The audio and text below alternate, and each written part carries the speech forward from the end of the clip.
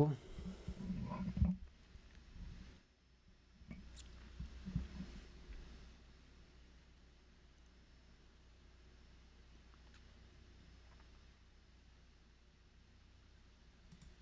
All right, let's get into it. Volume looks good. Alrighty. Well, welcome back. See, there's one person. Well, thank you for joining me today. I'm going to be talking about this. By the way, this is Fun Do Biz, this financial education and business. I'm going to be covering a company that's been doing insane today. The company is Kraken Robotics. They have great partnerships. The stock has been taking off. Today, I believe it's up about 15%. So let's take out Kraken Robotics. Oops, Kraken Robotics stock. Um, so just from a stock price perspective, just today is up 15%. But as you can see, um, over the course of 1 year, it's already up 275%. Year to date, it's 142%. Past month, 54. Past 5 days, 32, and today alone is 15%. As you can see, yesterday was brutal, not just for Kraken, but a whole bunch of other companies as well.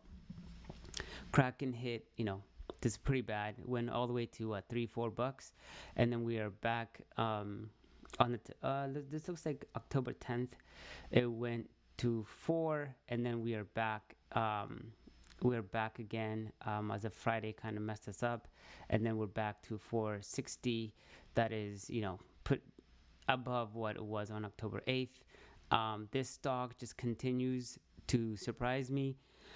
I think the product they're offering is pretty impressive, including the services that they provide. So overall, Kraken Robotics, what do they do? I had a summary up, but I don't know where it went. So what I could do is I could pull it up here.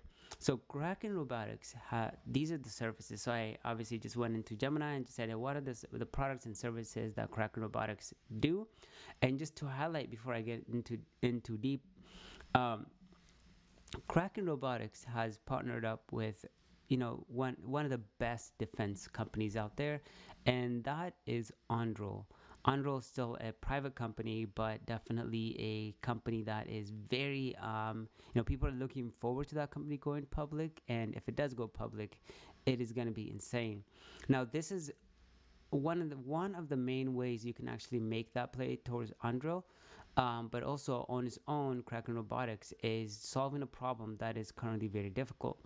One of those problems is having a battery that is compact, that lasts a long time, and a battery that can go deep in sea, but also last a long time. Right now, the problem is, we're having a whole bunch of problems here in the U.S. And one of those problems is that, well, we have rare earth mineral problems. Well, we know we can get rare earth mineral from land, but there's a whole bunch of untapped potential in the sea.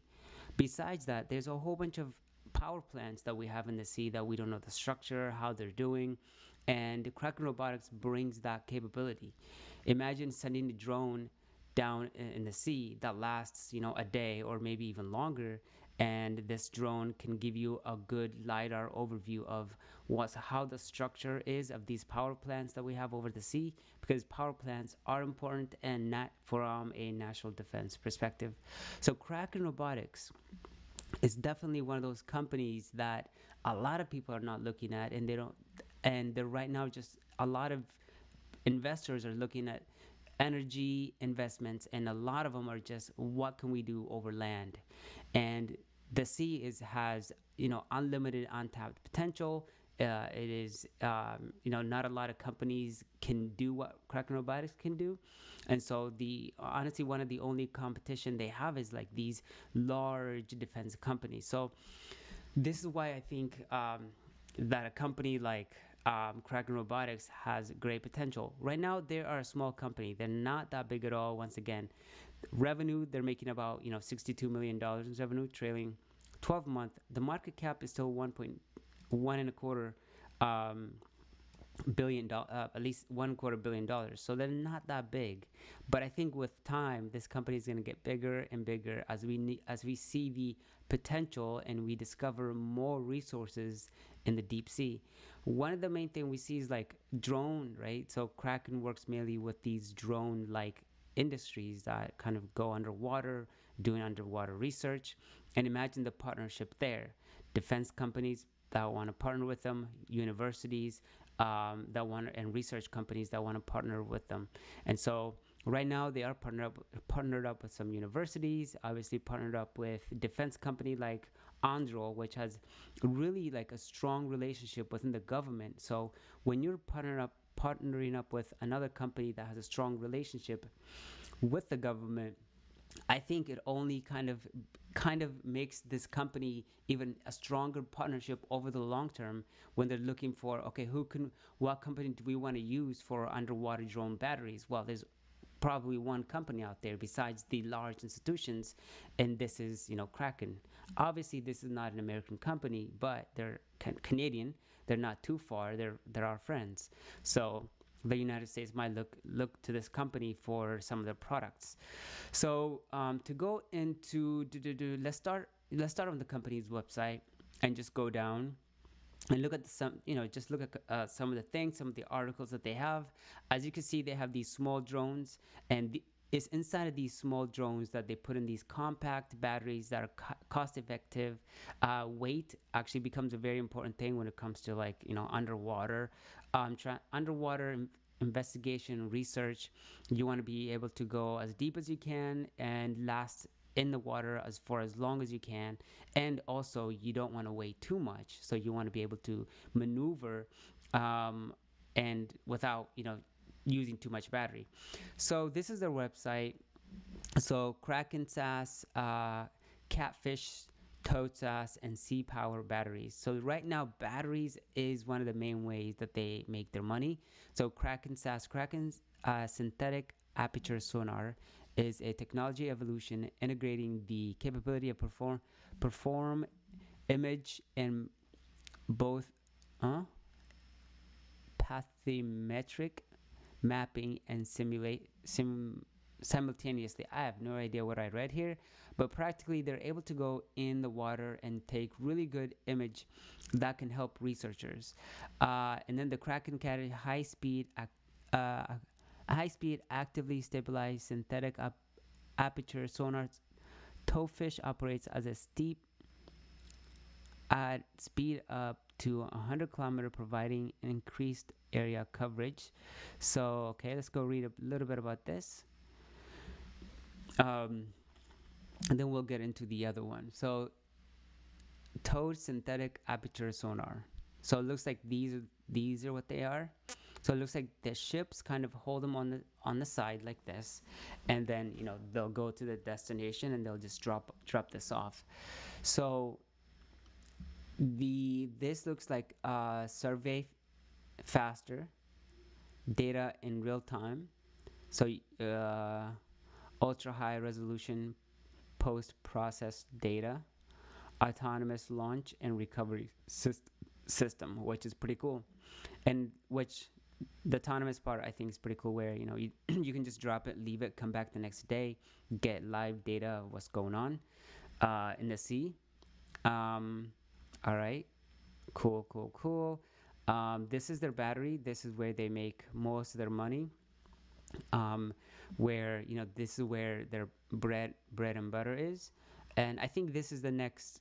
This is where the next industry of warfare goes, because there's no way that U.S. competition like China isn't doing anything like this. So Kraken's Sea Power is a subsea lithium ion battery for battery featuring a proprietary polymer matrix for pressure tolerant something and an integrated battery management system BMS. This breakthrough in battery encapsulates technology delivery of 200% greater energy density and 46% less weight per kilowatt hour compared to the traditional oil compensated or pressure house subsea batteries. It's expect Exceptional energy to volume and weight ratio enables extended, deeper, and more complex underwater missions. So this is practically where their bread and butter is, and this is their proprietary battery that they sell to these defense companies. So high capacity, certified reliability, and modular design. So practically meaning that you can connect multiple batteries together to last even longer if you were to send something larger under the sea. So their battery solution looks like has three different options here. So you have the scalable energy from 1.8 kilowatt hours to 5 megawatt hours, endurance and power for XLUUVs, and mission ready support equipment. It looks like it's some kind of like battery charger that you can keep with you. Let's say you're at sea, you have a certain number of batteries. You can charge some of them while you're using a couple. So it looks like they've been able to create their own kind of charger, their own batteries, and their own different types of different size of batteries that can be used. And it looks like these are some of the images of those batteries. um, okay, cool. So now let's go into Kraken, into this X post. So this is what I was talking about, the relationship with Anduril. So Kraken Robotics is exclusive supplier of sonar and battery for every single Anduril submarine. Anduril production ramped 140 dive LDs plus 60 Ghost Shark by 2027 at 2 million. That's 7.5 million per these products. Kraken content per vehicle. That's about 730 million potential annual revenue. That's 7x their entire 2024 revenue. Obviously, if we were to look at their Kraken's current, so that just kind of highlights that Kraken is doing business with United States number one defense upcoming defense company. But if we were to look at Kraken's kind of revenue performance year over year, so if we look at their financials and we look at their top level here, is this company even making money? For $1.25 billion company, it looks like year over year the revenue is growing, and this is what you want to see, especially for a company that is still small. Growth is one of the most important things. That are they growing? Are they making sales? So as you can see here, in fiscal year 2020, obviously 2020 was just a year that everything was just terrible from a perspective due to the whole COVID situation. But going into 21, 22, 23, 24, revenue has grown significantly, but it looks like it did slow down here in 2024 a little bit. And I think this might be due to a little bit of the administration at the time. But the administration now is very much invested in drones, manufacturing, defense. So all that I think is going to bring even hundreds of millions of dollars. And right now, we're seeing this growth. I think over trailing 12 month, they're still down by about 2%. But I think by the end of the year, this company is going to get decent revenues going into the coming year. So their costs, as you can see, is continue to grow. Well, as you make more batteries, as you get more business, the cost of operation, the cost of revenue is going to continue to grow. As a technology company, there's always going to be research development expense, as well as just in selling goods administration, because your operations get larger and larger. As you can see, their operating expense is growing, going into even trailing 12 months. It's above the previous year. Operating income, as you can see, this is a company that used to lose money and at the operating income. Well, they're finally starting 23. This company is actually hitting hitting operating income. This is what you want to see. This is a company that's finally just breaking out and starting to make some money. Interesting. I mean, these. It looks like this could be due to some borrowing. Um, Earning before taxes. This company was losing. Once again, they're making money. A net income. This company, once again, starting in 2023, they've started making decent net income. As you can see, that's up 263% and trailing 12 month up 53%. So I don't think this growth is going to end for this company. I have a feeling they're going to keep growing, especially with the current administration, that the amount of money they are pumping into this kind of industry. Now let's look at the balance sheet and see kind of, where Kraken is right now, and how's the balance sheet. Do they have debt? How's their short-term and the long-term debt compared? So looking at the company's cash equivalents as well as just their short-term debt, this is the total current assets. So the total current assets consists of the short-term assets practically. So as you can see, their short-term assets is growing. It looks like it didn't grow much, but going into 2024 is growing up quite significantly. So this is again probably due to the relationship they were able to build out with Andro and any other company out there. Obviously, they're also making purchases. They made a purchase of some lidar company. Once again, the smaller the company, they are going to raise money. In any case, they either are going to issue more debt, they're going to issue more equity to go out there and make purchases or raise cash, which will, at the end of the day, could dilute investors in some way.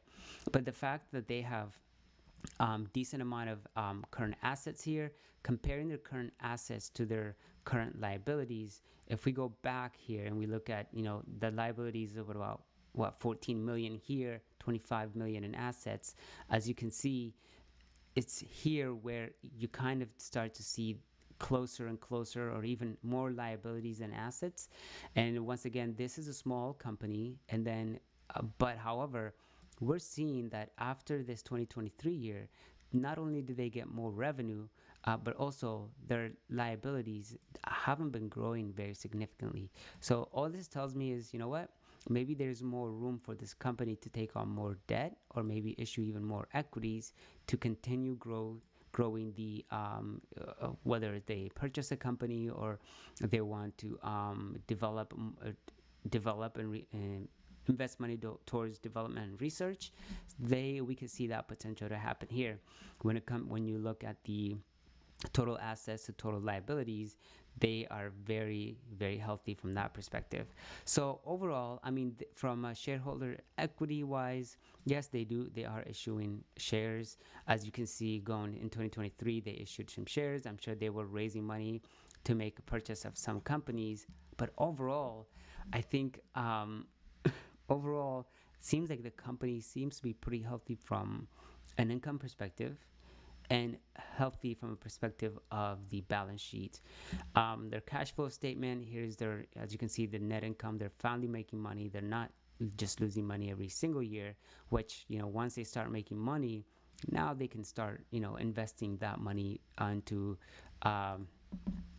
um, retained earnings, hold it on to the next year and continue to grow that money, or invest it towards purchasing or even expanding their business and their operations across different regions. um, they got their operating cash flow. As you can see, it's pretty healthy here. They're not you're not seeing anything too crazy. They're investing cash flow. Obviously, you want to see this number. You want to see the company continue to invest in what they do. They're financing, taking any debts here. Looks like they did here. They paid off some here. So these negative means they added money onto the cash. So practically like 2 million point 40, that's about $2 million, and then 0.04 million dollars. Here it looks like they were able to invest some money into cash, into some kind of, they were able to do some kind of financing. So not overall, just is not a bad cash flow statement at all. I don't see anything too crazy.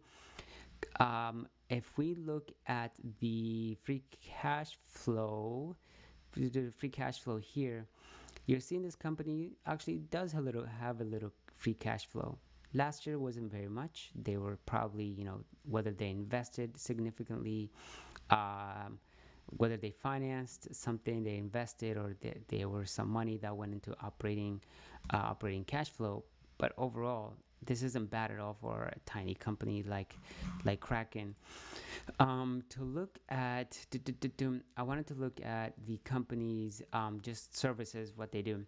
So these are their products and the services. I talked about it a little bit. So Kraken has SAS, so high resolution sonar for underwater survey, providing imagery up to 200 meter per side. Kraken MP SAS, a miniature lightweight SAS suitable for unmanned, portable, and small unmanned underwater vehicles. Catfish, which we kind of read about, a towed SAS system for high resolution sonar image and 3D pathymetric mapping. Subsea batteries, so they sell their batteries as well. A pressure tolerant, high energy dense lithium ion battery designed for underwater UUVs and subsea energy storage. They have their LiDAR system, so the 3D subsea LiDAR, high resolution image and measurement system for sub asset acquired through the 3D depth acquisitions. Subsea bottom image system used for image sediment layers and buried objects up to 50 meters. So imagine like a lot of these companies, they want products that are kind of uh, they want products that are in the sea, but then you don't want to only look at the surface. You want to be able to see what's beyond the surface. And it looks like some of these lidar systems that they were able to develop are actually useful in kind of looking beyond just what's above the surface, and actually go in depth using sonar, whatever they use, to be able to understand, okay, what kind of material is this part of the sea created out of, and also is there some kind of product that we can use, like any kind of deep sea mineral. So in this case, these deep sea or rare earth metals, there's going to be a lot in the sea, and that a lot of them are not being captured. And the thing about Kraken is that we have a lot of sea assets in the United States that are kind of energy creating, whether it's mining, oil, but a lot of these products are in the sea, and they need to make sure that they're maintained well. And so, if you don't have a product that can go scan these power generators in the sea, or these miners in the sea, and to see how the infrastructure of these miners are doing, if they're weak, what needs to be replaced, and you don't have a battery that can last that long, so you can send drones down there, then there's no point in that. So this is what practically the industry that Kraken is kind of going into. So Kraken Robotics offers various services, including integration survey solutions and details. So we've kind of covered that here. So do I have some kind of like prediction of like where this stock can go or anything like that? I really don't. I have no idea.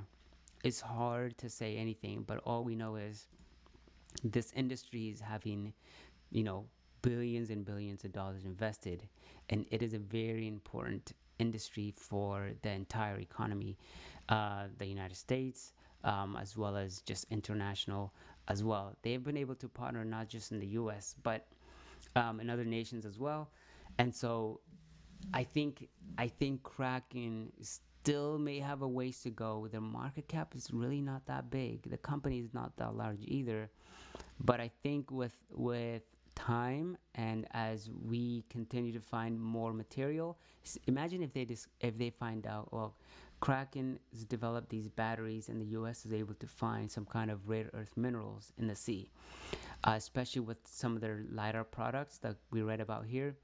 Um, this product here, and as well as they continue to develop these batteries that can last even longer and longer in the sea. So over time, this is the worst the company is going to be, in a way. Like, unless another company comes in and can provide better batteries that last longer or anything like that, this is the worst that a company like Kraken is going to get. From here, it's only going to get better. It's only going to have better partnerships, more products, more services, and I think it's only going to grow as a company. Now, that might be a little different to what the stock price might do, because the stock price and the company are not always the same. But overall, I think this is the worst that the company is going to do, and we're going into an industry that is so important in when it comes to looking at these um, rare earth minerals or drone defense. I mean, if Kraken is able to make these batteries for drones under the sea, and they're able to make them compact, pressure resistant, all this all this stuff becomes very very important as you go into deep sea. That these batteries need to not leak, they need to be pressure sensitive, and then now imagine, years from now, Kraken's making these batteries for drones that are going to be floating up in the air right above the Earth's surface, or the Earth's I don't know what that level is called, but like right before space and our atmosphere. So imagine, a couple years from now, they discover a way to make those kind of batteries. So at the end of the day, I think this is the worst the company is going to get, and they're going to find more industries that they want to get into. And the US is not going to slow down investing in these kind of products. We're expanding from a drone perspective, especially right now. The hottest thing is, surface drones that can fly up in the air and all this. But like, not a lot of companies are really thinking about these like deep sea drones, and having these drones actually last a long time, be pressure sensitive, at deep sea performance. So this is my thought. I think that Kraken is going to be one of the better companies, especially if like a company like Androl goes public. I think we are gonna definitely see a lot more people see the potential here.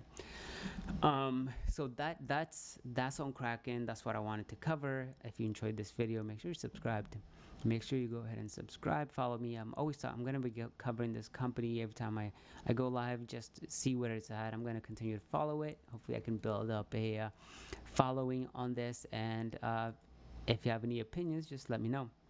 So let's move on and just look at the overall market, see what's going on.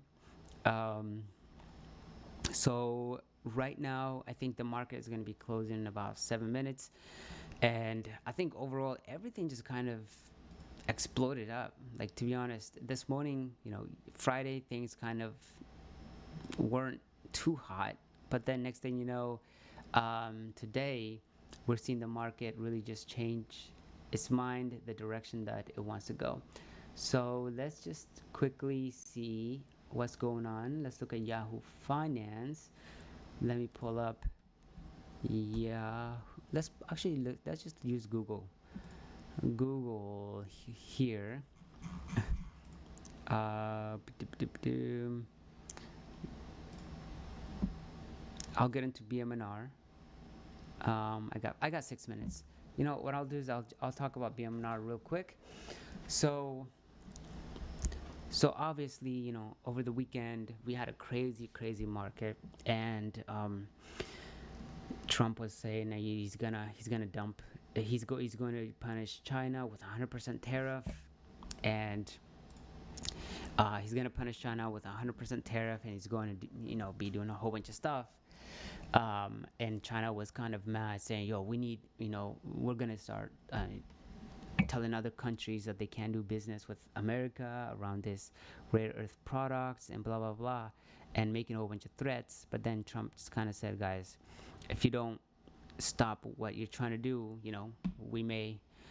we're gonna just tariff the heck out of you guys," and that kind of dumped the whole market, went down, and a lot of people were able to pick up stocks for the cheap, for the low. I was able to buy BMNR. I bought more. I bought some Friday. I bought more today, and I think Tom Lee did the right thing. He went out there and bought a whole bunch of BMNR, which is pretty cool. So he, I think, reported. It looks like they did some kind of news release here, as you can see. Bitmine Immersion announces ETH holding exceeding 3.03 million tokens, a total crypto cash holding of about $12 billion. So Bitmine now owns 2.5% of the Ethereum total supply, now at halfway point to their alchemy of 5%. A lot of people argue, well, what's going to happen once BMNR gets to that 5%? Are they going to are they going to stop buying? Are they going to go into totally different kind of cryptos? But the reality is Tom Lee has kind of said a couple times, like, we're not, you know they have these researchers at their office. They say, listen, we're not going to stop at 5%. Research shows that even 10% is actually a good amount. So they may continue to push this and get their 5% and then get to their 10% after that. But their 5% allocation, I think, if they get to that 5%, that just shows like this. Tom Lee is dedicated to hitting his goals. He's the kind of man that can get it done, and so then I think that's going to give him even more news, more news, and they're going to be pushed to a whole bunch of investors that haven't even heard of this company before. So I think he's either going to raise this 5% to 10%, or he's going to start doing strategic investments into other companies. Maybe at the 5%, he's going to say, you know what, we're going to stake half of this, and then we're going to continue to buy more Ethereum, maybe. So Bitmine releases its October. Bitmine releases October chairman message discussing Ethereum supremacy. Bitmine now has crypto cash holding Moonshot totaling about 12.9 billion, including a 3.03 million asset token. That's 104 million in cash and other crypto holdings. Um, so Bitmine remains supported by primary groups of institutional investors like Kathy Wood, OZYX Funders Fund, and Bill Miller. Um, Pantera, Kraken, DCG, Galaxy Digital, and personal investor Tom Lee to support Bitmine goal of the alchemy of that 5%. So I don't think Tom Lee, like, he has built himself one of the greatest reputations out there. People are gonna definitely listen to what he says because uh, um, he he's the kind of person that understands the institutional markets, so he kind of stands out outside of the crypto world and knows how institutional and just the traditional financial industry think. So when he talks about crypto, he's able to sell to them and kind of tell them and describe crypto and the potential of crypto in a way that these traditional finance institutional investors, hedge funds, kind of understand money. So he's kind of built that reputation for himself, and I think he's gonna continue to get on CNBC and get on Twitter, continue to post, as well as get on YouTube interviews, and continue to push this and help the traditional TradFi investors understand, what the potential of Ethereum could be. Um, so I think that if anybody can get this done, I think it's going to be Tom Lee. And I think from some people debate, like, from the perspective of um, should people go for Bitcoin, or should they go for Ethereum? I think at the end of the day, they're both going to be beneficial. Ethereum is going to be Bitcoin is going to be great, but I think Ethereum is going to be even way better. One of the reasons I say that is because Ethereum is like a tool, and whenever somebody builds something, they need to use that tool to build it. But Bitcoin is like, I mean, I'm sure you've heard of this. It's just like it is a tool, but it's more of like a strategic tool of like gold, more of like a asset reserve, where your value continues to grow against other assets. Think of it like this: a house 5 years ago used to be 10 Bitcoin or something. Now a house is 3 Bitcoin. In 4 years, maybe one house is half a Bitcoin. So as you can see, Bitcoin becomes this like treasury, or maybe like gold kind of asset that in a way continues to hold your wealth, and but at the same time maybe even your wealth may even grow.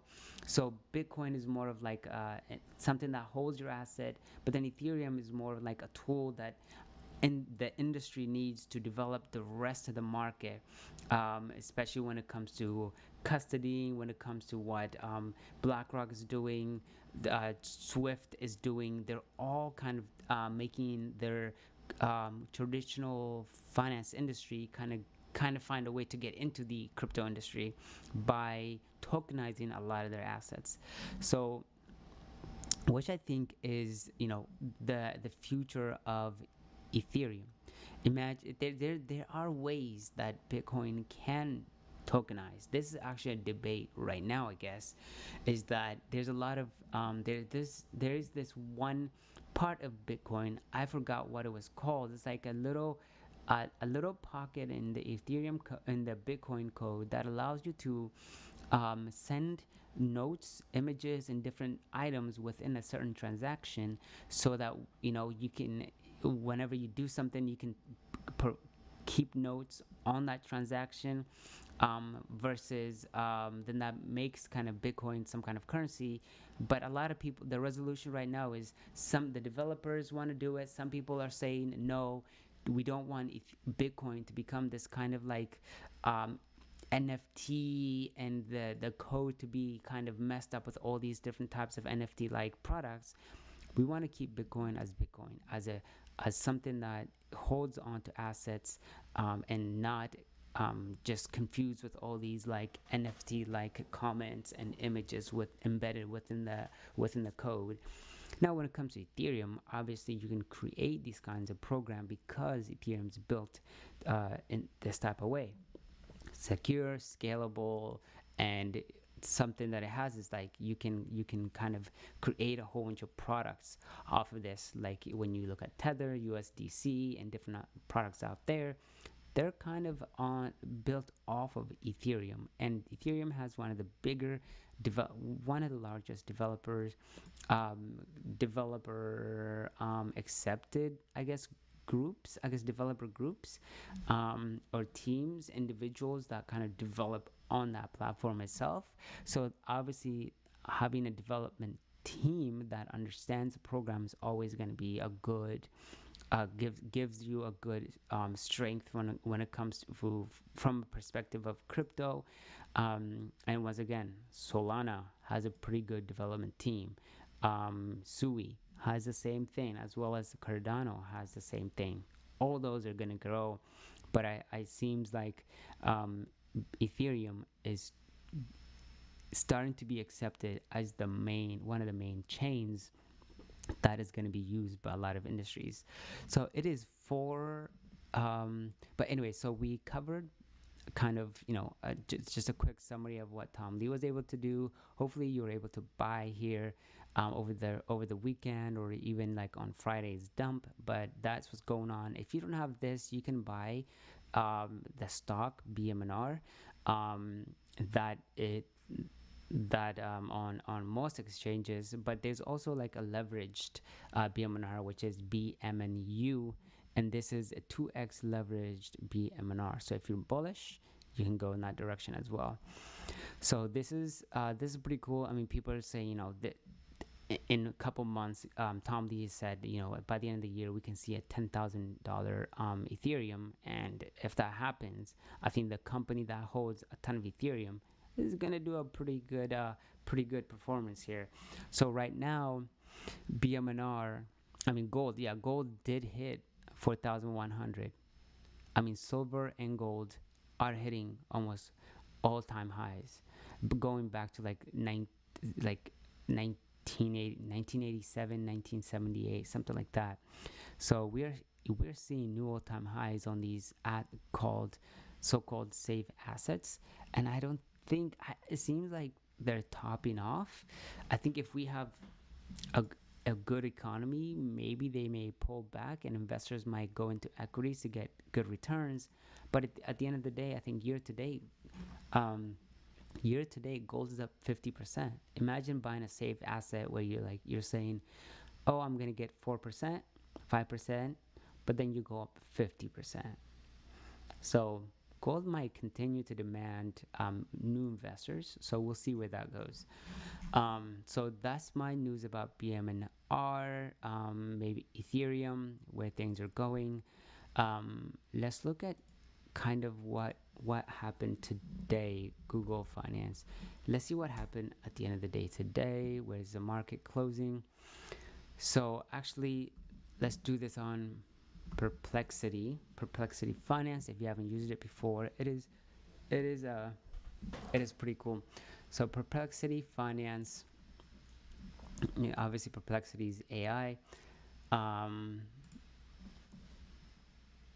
so looks like the market closed in the green. US, so S&P was up 1.5, the Nasdaq still up. The Dow futures is up, and you got VIX finally going down. I believe the VIX is still, above that 20. Yep, yep.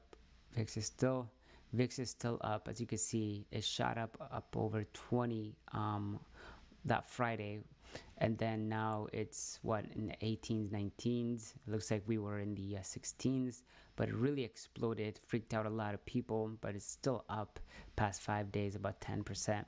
On the month, VIX is still up significantly. It looks like we normally sit around that 16, 16 on the VIX COB volatility index. So it looks like overall we closed on a very strong day. Um, and we have Iran. Looks like it did had a decent day. Looking at Iran, it was a $7 day. I mean 7%, that which is about $4.37 a share. I had a decent day today. Iran has been doing such an amazing job this year. I mean, just this year is up about 652%. Year to date is still up 513%. I was able to get in around like $12, and other people that I know was able to get in around the $17, and even then, this stock has done just a has had phenomenal performance here. So I don't know, Iron, this is once again an energy play. So as we see things continue to do well, I think that we may see, as we see the demand for energy to continue, we may see company like Iran and other energy industries continue to climb, because as long as the AI industry doesn't slow down, energy is going to be one of the most important things. Without energy, you can't really have AI. So Nvidia looks like Nvidia had a 6% day. That is impressive. Um, wow.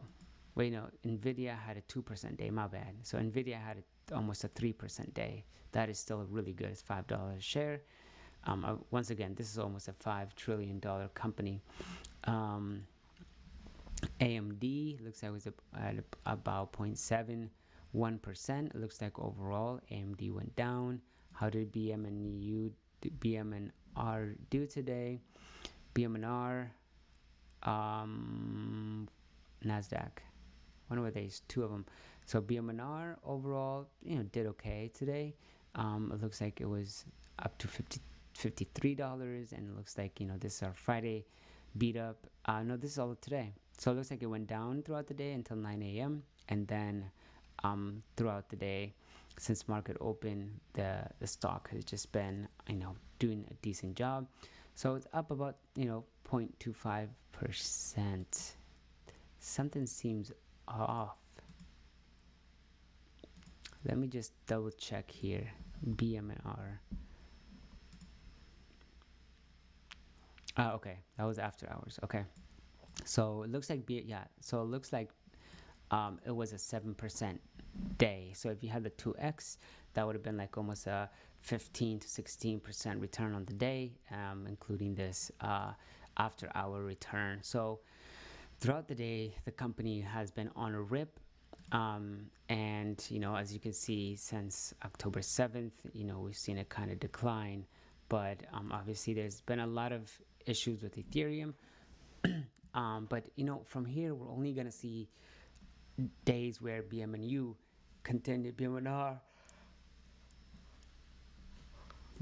continues to go up, continues to go up. Um, Stock exchange, Nasdaq. Let's see. Yeah, so looks like overall we had a decent day. Nvidia, Apple, Amazon, I think is a decent play. Let's see, Amazon had a dollar day. Amazon has been, beat up. It was a $226 stock, now sitting at $220 a share. I think overall Amazon shouldn't be just chilling here. They're one of the best AI companies out there, and they just haven't, had seen their people are not seeing their potential yet.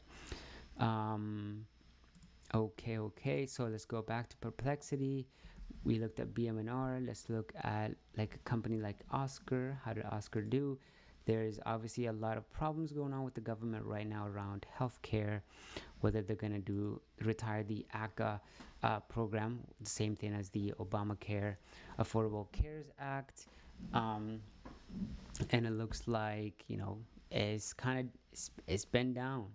It's been down. This once again was a very hyped up stock on the financial Twitter, and it kind of took a little dump due to the whole government debacle. Trump is kind of saying, the Democrats are trying to give illegal immigrants free healthcare, and then the Democrats are saying no. We believe everybody healthcare should be something that anybody can afford. So they're kind of just going back and forth. Obviously the healthcare industry is kind of getting beat up due to this, because how do you invest in this situation where everybody's kind of saying different things, and who's going to come out on top?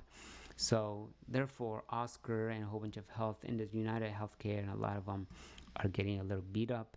But overall it seems like they're starting to have seen the bottom, and they're going back up. Hims is looks like we're back to 50. I believe this stock, dumped up to what is this, about 50? I guess that's not really a dump, but um it's been kind of beat up a little bit. So let's look at Hims today. um so Hims stock was up about 4% today over the past 5 days. This is a stock that it's seeing significant up and downs the entire year. You'll have one thing after the other. Obviously, April really beat up this company. Since April, they hit their 60s, and they got dumped again, back up to 60. They got dumped again, and looks like it's trying to go back up to the 60, and we're seeing some kind of support at this $42 range, um, up in the $41 range. So hopefully, this is a company that is really trying to just change the entire health industry. They're trying to make things more accessible by not by kind of going outside of the health insurance, allowing people to buy health related products outside of having to have insurance. More of a subscription based kind of business, which they are doing an amazing job. I mean, they've come up with new products every year, and they're coming up with products for both male and female, which is pretty cool. A lot of people just kind of say like Hims is an ED kind of company, but they do a lot more than that. I mean, they have a whole bunch of customers already. They have their prices are lower than a lot of companies. They are coming up with new products like at home blood testing. They have doctors that stand by that you can call. They're also developing their own AI that kind of understands what people are looking for, and kind of curtail that to what the customers, how to advertise the customers, and how to recommend certain things to customers based on the answers they give. So there you go. So that's on Hims. Hims is having a an okay day. up about 1.5% almost. HIMS ABCL, this company is ripping. ABCL has been doing actually a pretty good job. Um, ABCL, this stock was what, a $4 stock not long ago, and they've ripped up about 27% almost over the course of 1 month. Year to date, they're up 93%, and then 1 year performance 119%. Now, ABCL is they're a lot more very specialized. They're growing. They have this in-house built AI that kind of helps them understand cells and develop new, which in turn then helps them develop new drugs. But also, right now, a lot of times what ABCL is used for is research. Um, Meaning companies like let's say United Healthcare, UNH, will pay HIMS a certain amount of money, and they'll say, hey, can you guys research these products for us? And once you do, um, you know United Healthcare will have 100% ownership of that research and development, and then HIMS, ABCL will get paid that money for doing that research. But right now, what obviously Eli Lilly is one of their partners that do something similar.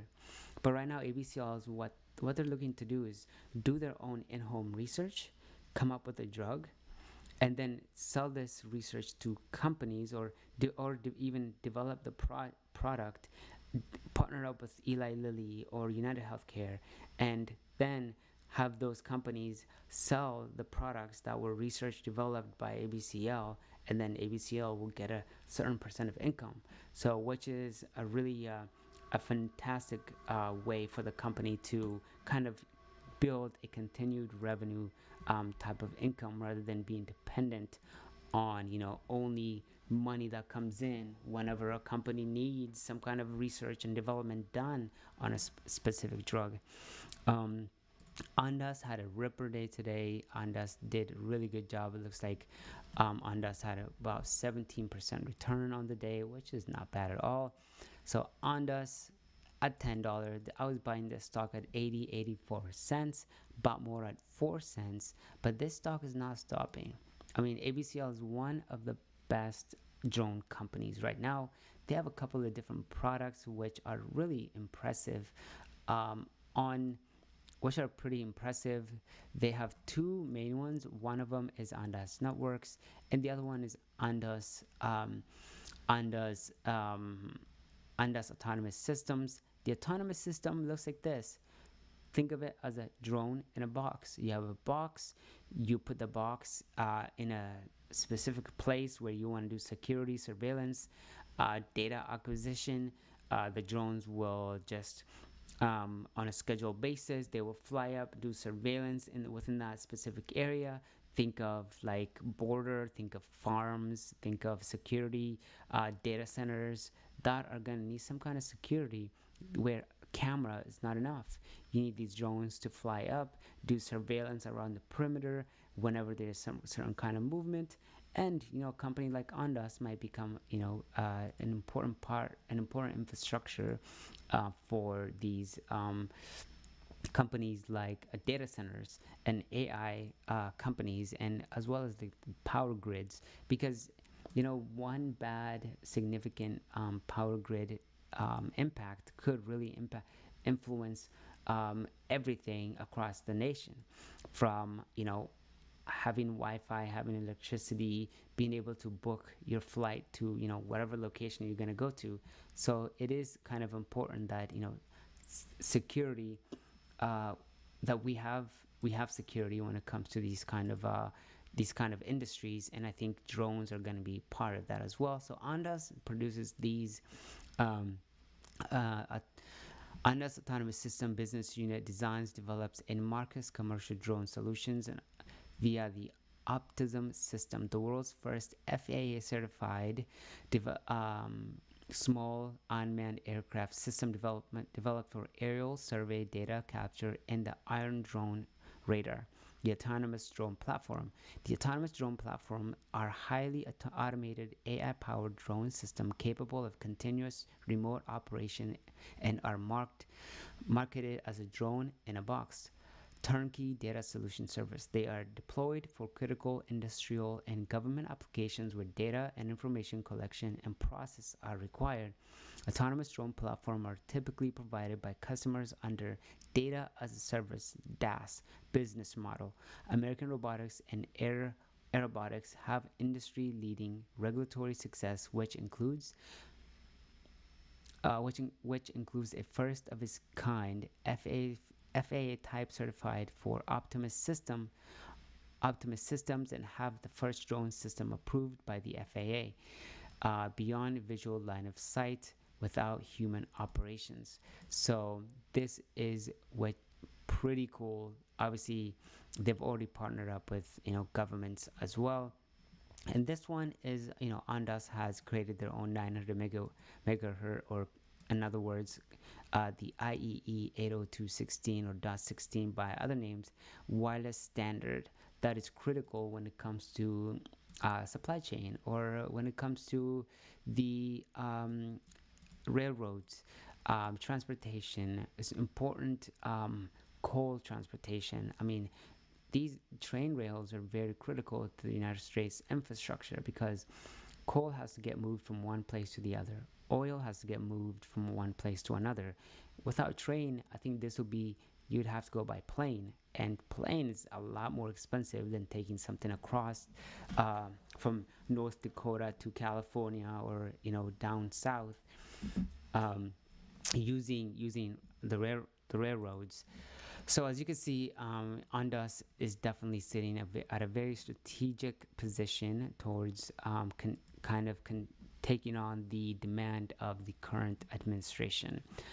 We're gonna go next into, I think we may just go into the general news. Let's go into general news and see what's going on X for the day, and then I will call it quits.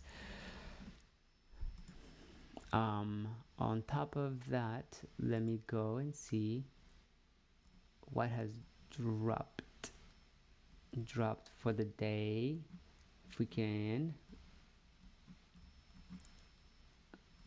react to any videos here.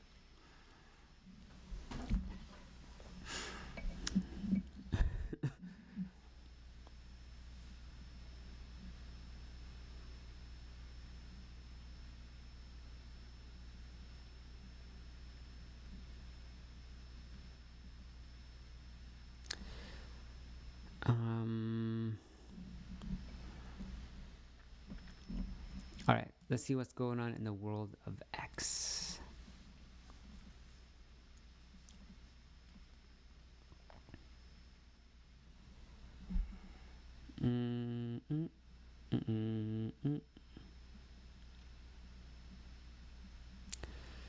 So looks like JP Morgan Chase launches a $1.5 trillion plan for U.S. critical industry. So they actually did kind of tell us a list of some of these critical products. Yeah, launch.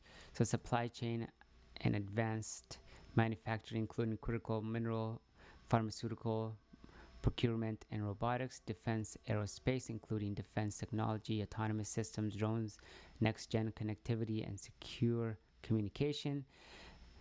You got energy independence and resilience, including battery storage, grid resilience, and distributed energy. Frontier and strategic technology, including AI, cybersecurity, and quantum computing.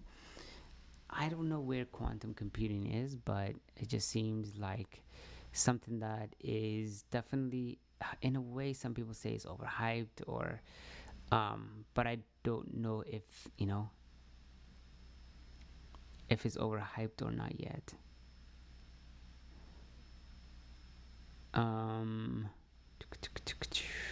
Give me a second. Okay.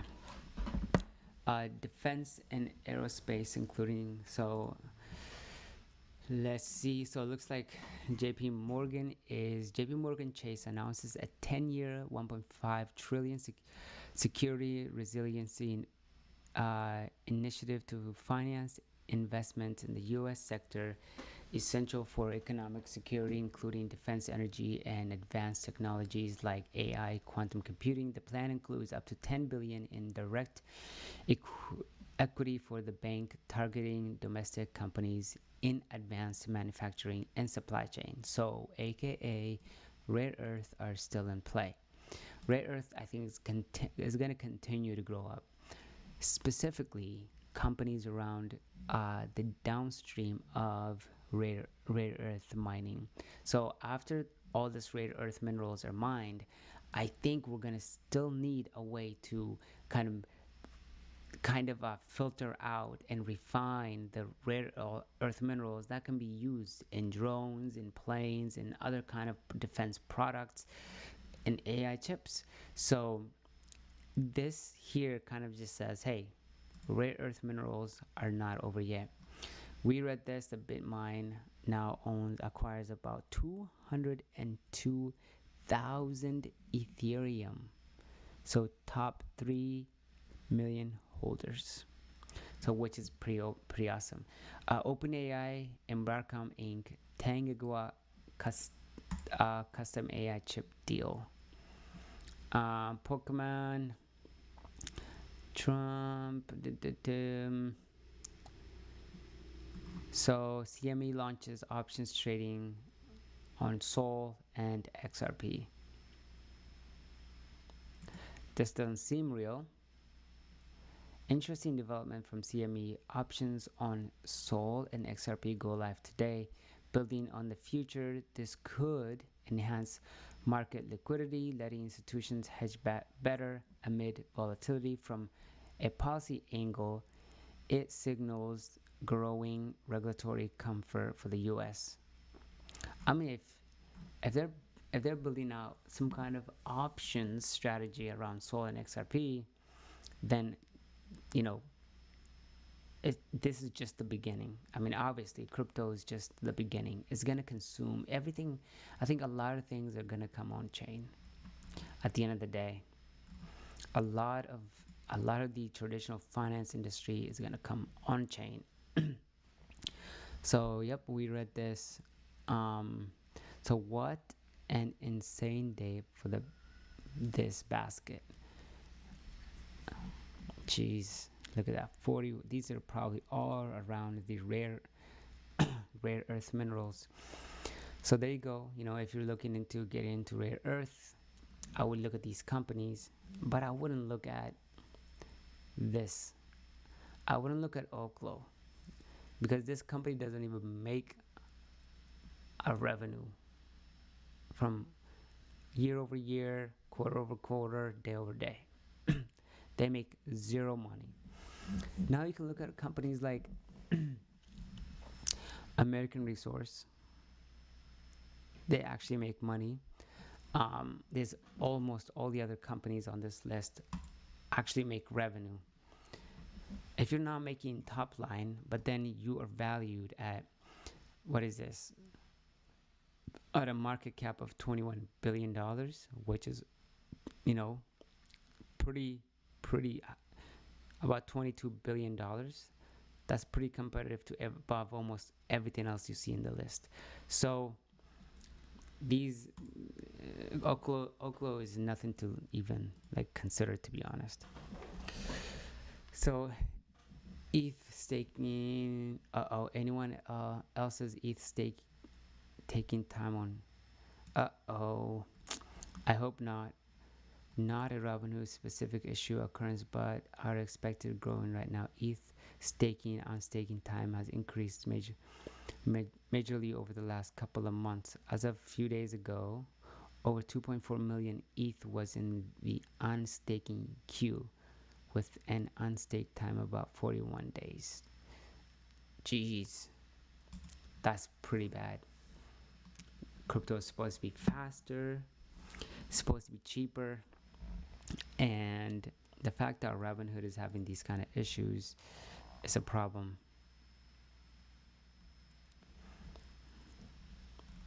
You can't keep having these issues, Robinhood. Navitas 23, EOSE another 20%. Honestly, this company is not a bad company. EOSE. They have these modular um, stacks of energy, battery storage. Um, they're called SMR, small modular not reactors, but power I guess stations. The dawn of a new American energy era. So they practically, have these energy storage units that people, bit of service solutions, cube, hanger, stack. Let's look at the cube. So EOS, this is the product they practically sell to companies. I think it's pretty neat that they have found a way to do this, and that they are right now like in the middle of such a nice chaotic time where these kind of products and batteries are needed, um, which is have put them at being like one of the best energy storage companies. Their stock is just blowing up. I mean, if you look at EOS stock, just today is up 23%. That's $3 a share. And if we go back a couple of months, this stock got demolished due to the whole AI, the whole solar credits and all that. So this is in July. This was, even in September, this is a $5 stock. Now that's sitting at $17. I think, as you know, probably this is not the end for a company like this, because what we're seeing is this demand for power to continue to increase as more and more AI companies partner, and there's going to be more and more demand for power, and companies like EOSE are going to benefit significantly. This is a company sitting at $4. I mean, if you go back to 2024, it's a $1 stock, but now you see this company as what, $17 max. This company is up 23%. So you are still underwater if you're buying this company in the 2021, late 22, late 21, 2021 time. But overall, like everybody that has been in the stock, they've made their money. Times, multiple times over. So yeah, I think EOS is definitely a good play. Androl, see before you see. Androl Industry. Eagle Eye enhances the warfighter's perception by overlaying digital information onto the real world. Pretty cool. So this person is looking around. There's a digital version of the real world. Ghost X kind of just floating around here. You can see the man just kind of around. It kind of just tracks where they are. Pretty cool. But I don't know how it knows, when a person's down or not, or laying down. But this is pretty good, pretty cool for them. This is kind of sketchy here, pretty sketchy. I really, in a way, I hate to admit it, but I really don't like Sam Altman. I think he's sketchy. I think I think maybe there's some kind of something going on, but at the end of the day, no one really knows. But I think this guy is a little sketchy. I'm gonna let you listen to this interview and let you decide. So you had complaints from one programmer who said you guys are basically stealing people's stuff and not paying them, and then he wound up murdered. What was that? Also a great tragedy. He committed suicide. Do you think he committed suicide? I really do. Have you looked? This was like a friend of mine. This is like a guy that, and not a close friend, but this is someone that worked at OpenAI for a very long time. I was really shaken by this tragedy. I spent a lot of time trying to, read everything I could, as I'm sure you and others did too, about what happened. It looks like a suicide to me. Why does it look like a suicide? It was a gun he had purchased. It was this is like gruesome to talk about, but I read the whole medical record. Does it not look like one to you? No, he was definitely murdered, I think. There were signs of a struggle, of course. The surveillance camera, the wires had been cut. He had just ordered takeout food, come back from a vacation with his friends on Catalina Island. No indication at all that he was suicidal, no note, and no behavior. He had just spoken to a family member on the phone. And then he's found dead with blood in multiple rooms. So that's impossible. Seems really obvious he was murdered. Have you talked to the authorities about it? I have not talked to the authorities about it. And his mother claims he was murdered on your orders. Do you believe that? I'm asking. I mean, you just said it. So do you believe that? I think that it is worth looking into, and if a guy comes out and accuses your company of committing crimes, I have no idea if that's true or not, of course, and then is found killed and there are signs of a struggle, I don't think it's worth dismissing it. I don't think we should say, well, he killed himself when there's no evidence that the guy was depressed at all. I think, and if he was your friend, I would think you would want to speak to his mom or... I did offer, she didn't want to. So, do you feel that, when people look at that and they're like, it's possible that happened, do you feel that that reflects the worries they have about what's happening here? Like, people are afraid that this is like... I haven't done too many interviews where I've been accused of like... Oh, I'm not accusing you at all. I'm just saying his mother says that. I don't think a fair read of the evidence suggests suicide at all. I just don't see that at all. And I also don't understand why the authorities, when there's signs of a struggle and blood in 2 rooms on a suicide, like, how does that actually happen? I don't understand how the authorities could just kind of dismiss that as a suicide. I think it's weird.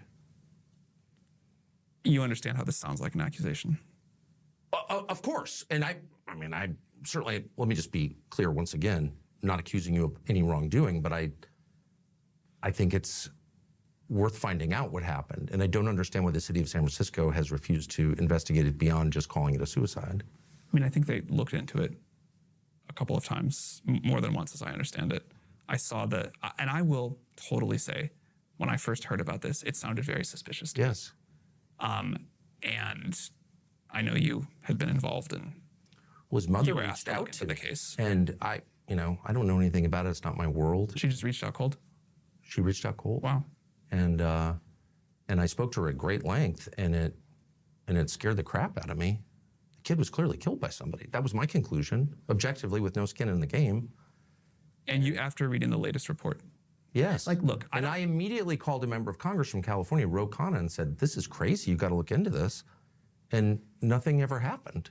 And I'm like, what is that? Again, I think this is, I feel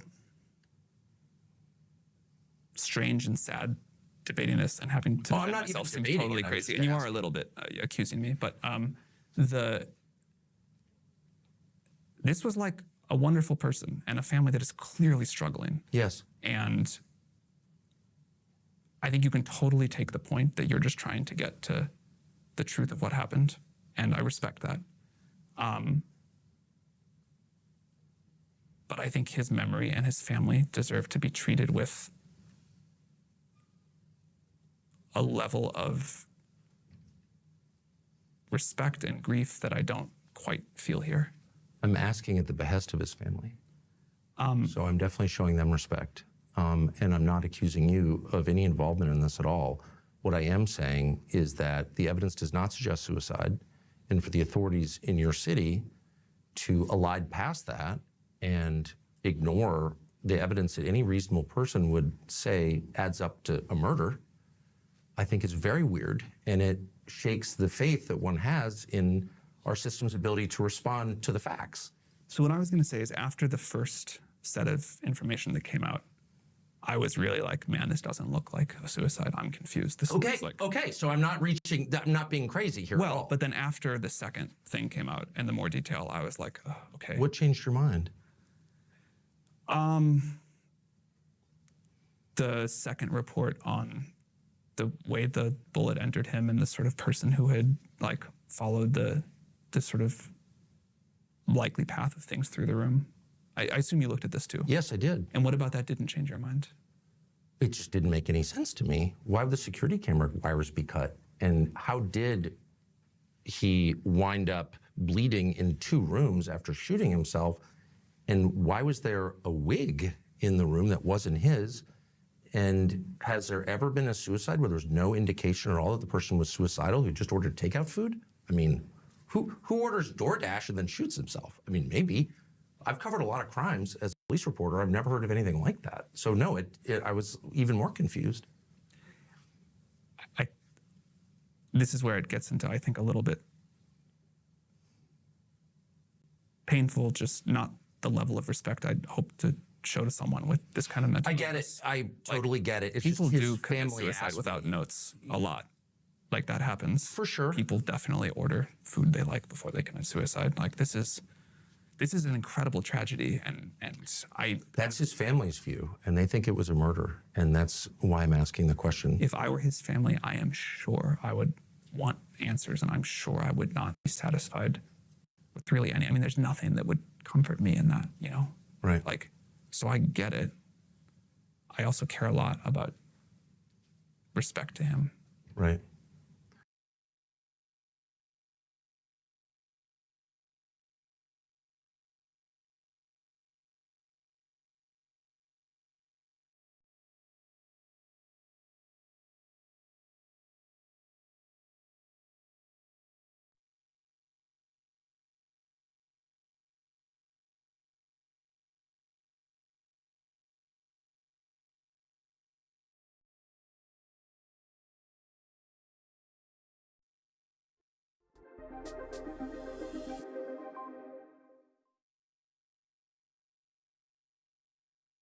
We've been writing about crypto for about 9 years now, and at that time, Bitcoin was originally $963. And as of September 26th, as you can see, Bitcoin has been the OG asset class, returning over a 100x since then.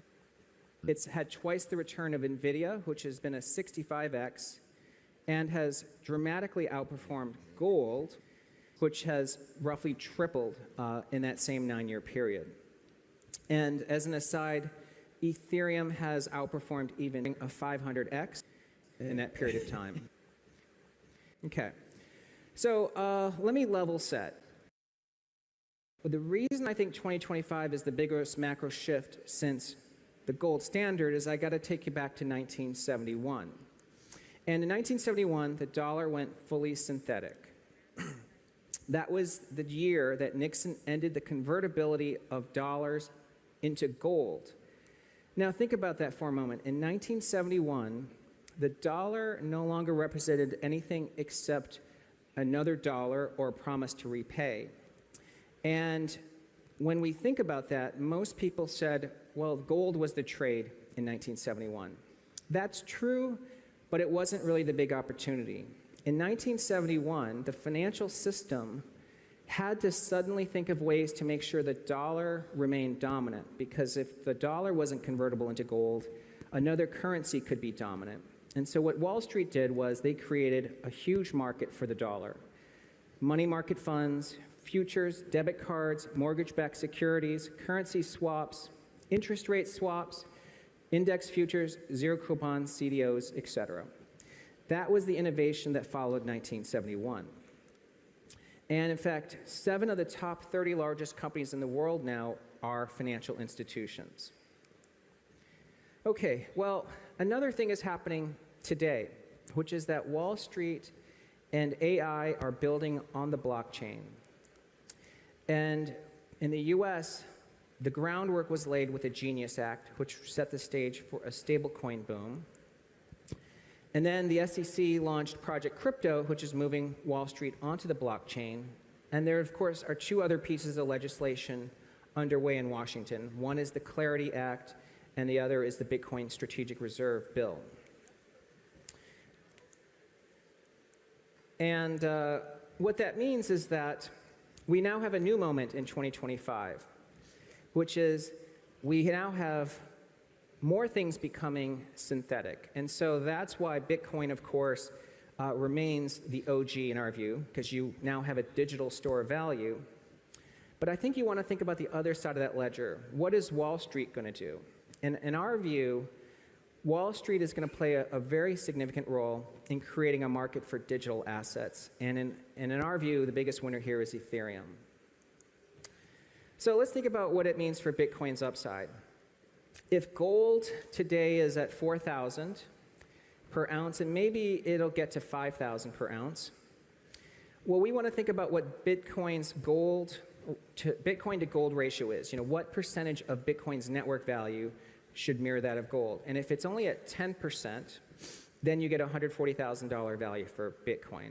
I think that number is too low. I think it's going to basically match gold's value or even exceed it.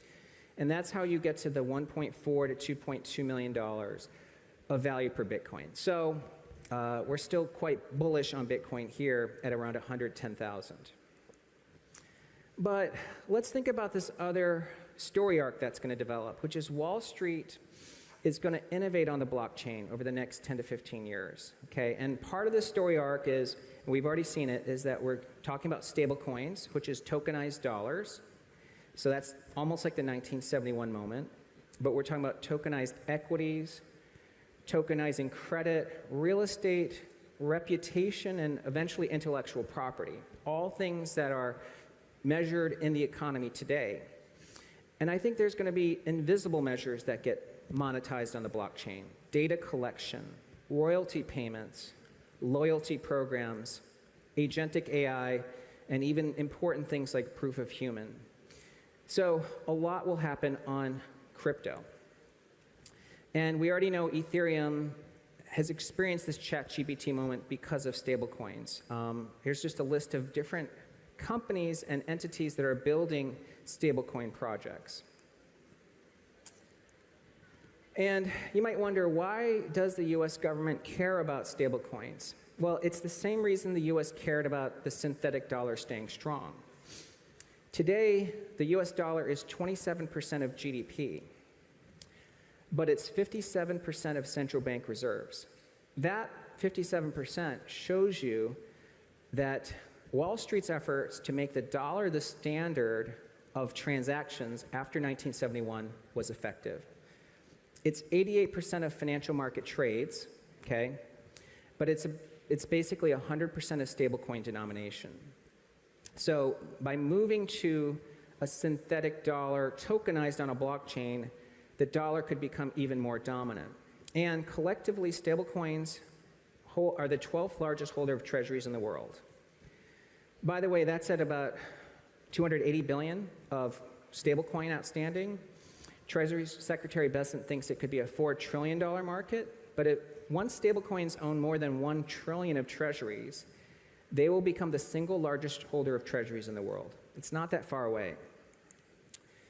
And equally important, when companies build on the blockchain, they do essentially re-architect their business.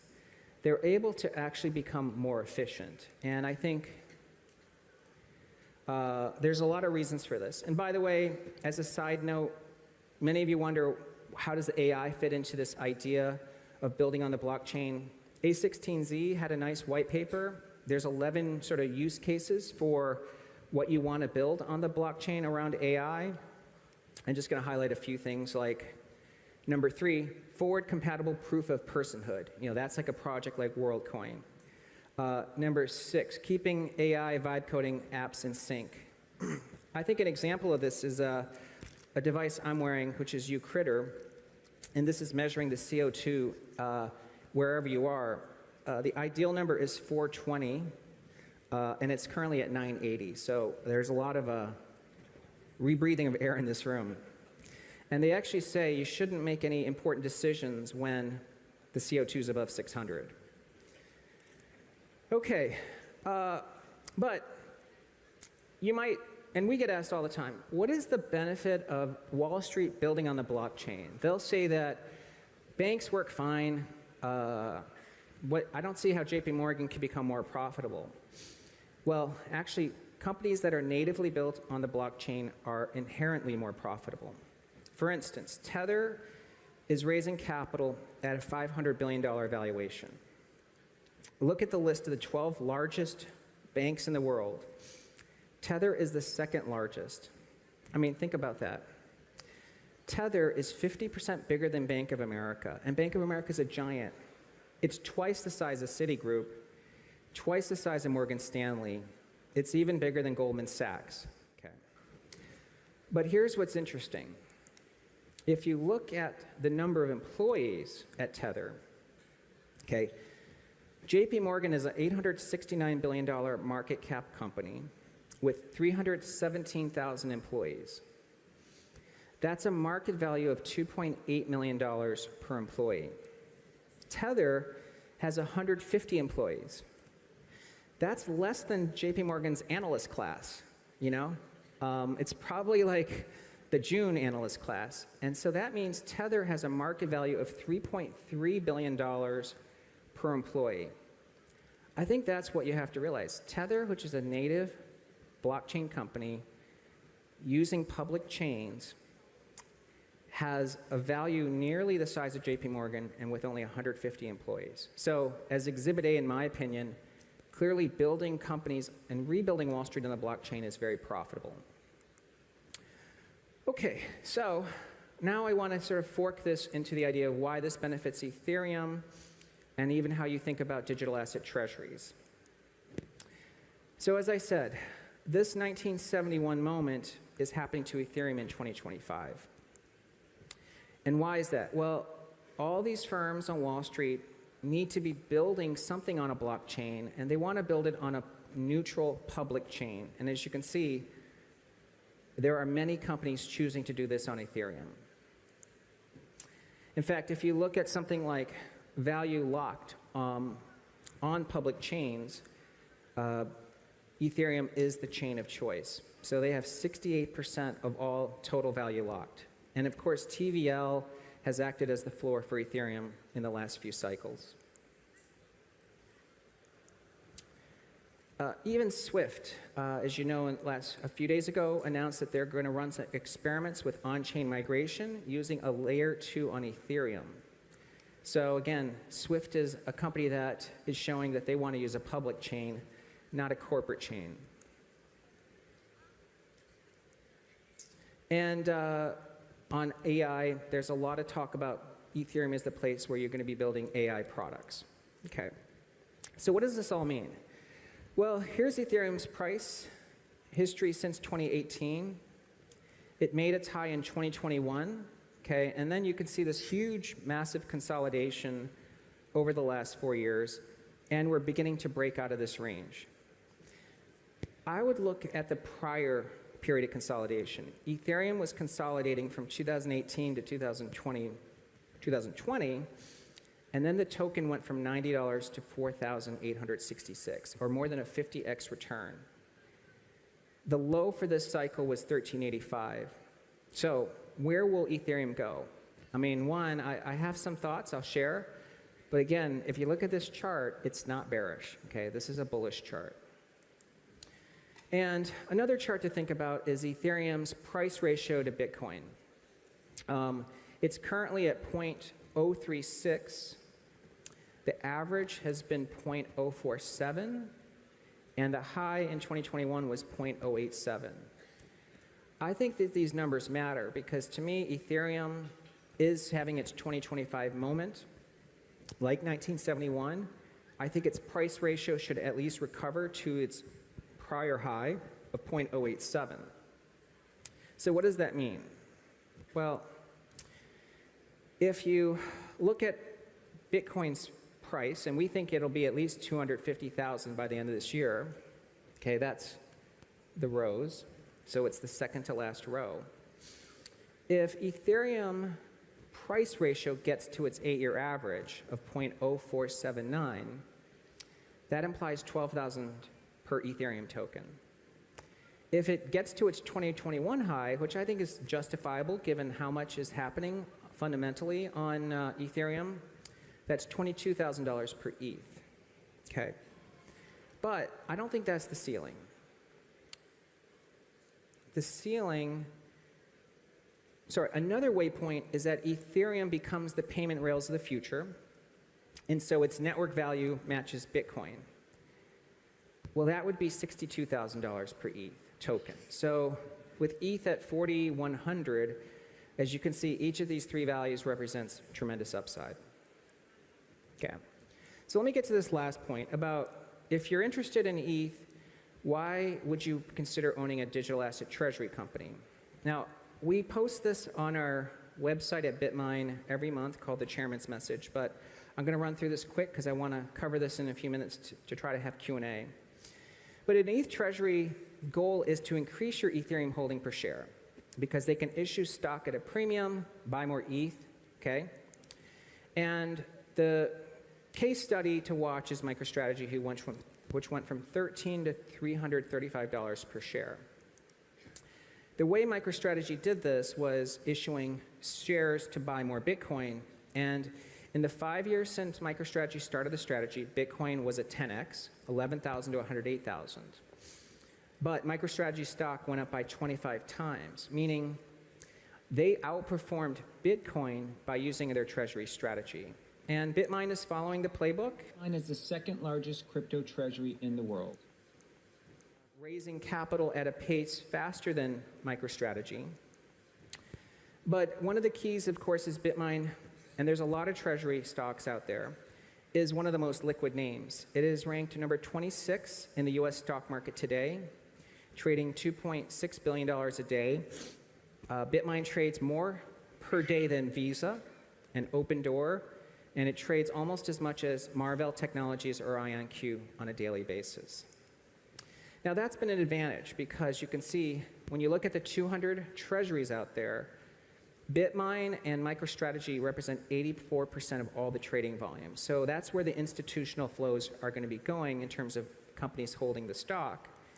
And that's allowed BitMine to grow its treasury holdings rapidly. You can see that in the roughly 9 weeks since the company started, the Ethereum held per share has increased by 9 times. So that velocity means we've vastly outperformed Ethereum. So if you're looking to be bullish on Ethereum, an Ethereum treasury stock can deliver you more Ethereum every day.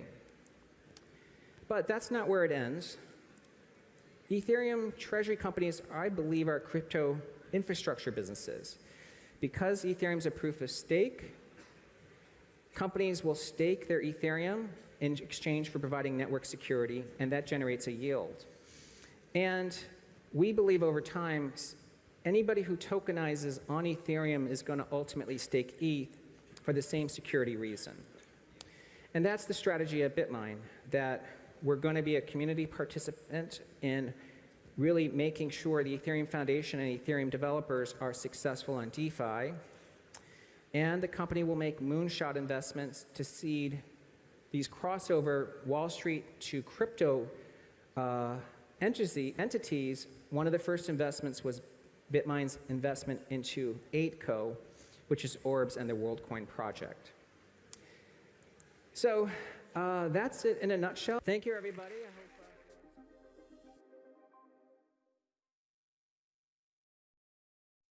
Performing on the biggest stage in the world was just one step in my journey. Hi, I'm Ronnie, and I teach people all over the world how to dance with their dogs on my website. I was searching for a platform where I can really manage my business, and I found that in weeks.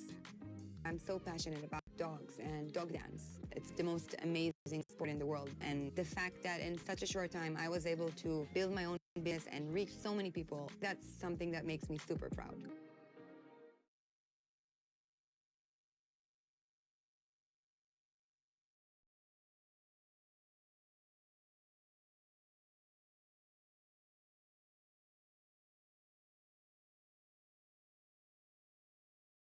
Markets bouncing back after Friday's drop. Joining us now, Tom Lee, Head of Research at Fundstrat Global Advisors and Fundstrat Capital CIO. Tom, just summarizing what your thoughts are this morning. I don't see a whole lot that has shaken your confidence that the market's headed up. You still see 7,000 on the S&P by year end. You do point out it's not cheap, up 36% since the April lows. You do outline some headwinds, but I think you're outlining more positives than negatives for the markets, even right now. Yeah, in fact, I think JP Morgan's announcement today really ties into why investors should stay pretty constructive on the U.S. I mean, JP Morgan, the biggest and the most powerful bank in the world, is investing $1.5 trillion into the U.S., into things that are going to strengthen sort of U.S. advantages, critically important areas. And at a time when the U.S. is dominating AI, and of course now we have this big tailwind as blockchain is an initiative that Wall Street is building products on. So I think there's a lot of reasons for investors to stay optimistic. And I know there's a lot of talk about bubbles, but I think the thing I would just continue to point out is NVIDIA trades at around 27 times forward earnings. It's still on a PE basis cheaper than Walmart and Costco, which trade at around 47 and 34 times forward earnings. Yeah, you've got positive reasons to think that earnings are going to do well in a time when interest rates are coming down. So that's just like an elixir for stocks that is very powerful. That's right. And as you know, CEOs have not been that confident for the last 2.5 years because the Fed's been running tight monetary policy. The ISM's been below 50 for 31 months now. That's the longest stretch in history. I think the sell-off Friday is giving us a bit of a gift because that surge in the VIX, a 32% rise, is the 39th highest ever one-day surge. And the 1 month median return is almost 3% of the 38 other instances. So I think the S&P could add, 200 points between today and mid-November. Still got, we're not overly positive in terms of sentiment right now, so that's not late cycle according to you at this point. And still a hated rally, $7 trillion on the sidelines if people decide they want to go into stocks. Yeah, I think conviction is a measure of whether or not the market is, pricing in too much good news. I think with Friday's sell-off, I saw many people calling the top of the markets or declaring that the bubble is bursting, or that this is the reason to be buying gold. And if investors are that quick to call a top just on a 2.7% decline, I just think a lot of good news isn't really priced in. I think there's still a lot of reluctant investors on the sidelines. You have found a kind of everything's about crypto. You found a reason gold's up, and it's because of crypto. Not directly because of crypto, but you think the incremental buyer in gold there's gold-based stable coins, and people need to buy gold to back the stable coins. And that you think that's enough to be up $92 all the way up to a new high? Well, there is an interesting correlation we found, which is when I look at Tether's supply of dollars outstanding, it really started to rise about 3 months ago, and that corresponded with gold essentially going up every day. I'm not positive of this, but I think stablecoins, including Tether, may be one of the largest buyers of gold today.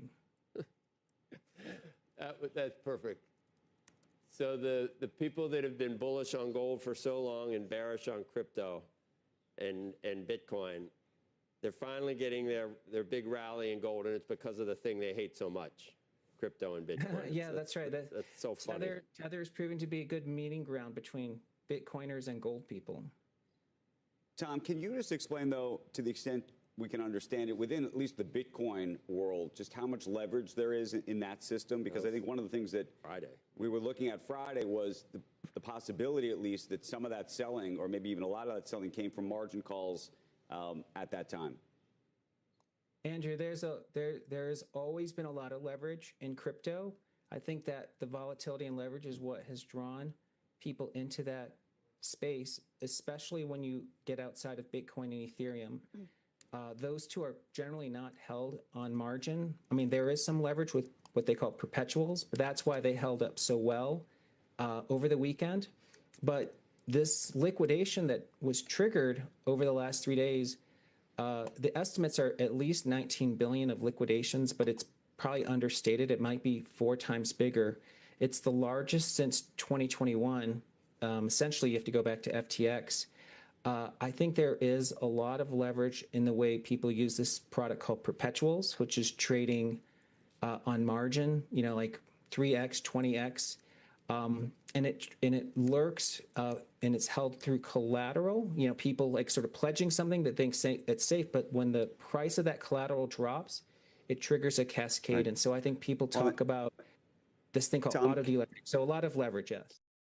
Hello traders, and welcome back to the TradingView channel. In this video, we're introducing our new AI indicator, which we developed in partnership with OpenAI. This is the first trading indicator of its kind using artificial intelligence to analyze multiple market factors, saving you countless hours.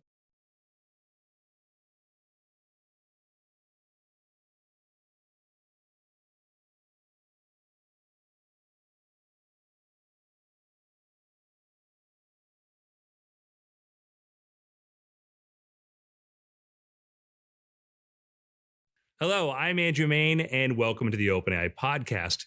Today, we're excited to be breaking some news involving Broadcom and OpenAI. Joining me from OpenAI is Sam Altman and Greg Brockman, and from Broadcom, Hawk Tan and Charlie Kawas. A lot of ways that you would look at the AI infrastructure build-out right now, you would say it's the biggest joint industrial project in human history. We're defining civilization's next generation operating system. Like that is a drop in the bucket compared to where we need to go. That's a big drop, but So what are we talking about today? What brought you all together?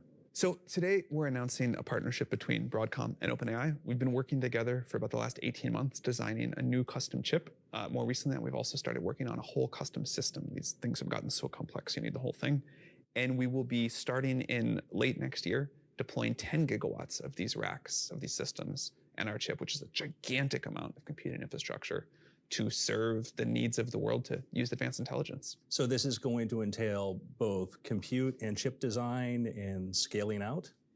This is a full system. So we closely collaborated for a while on designing a chip that is specific for our workloads.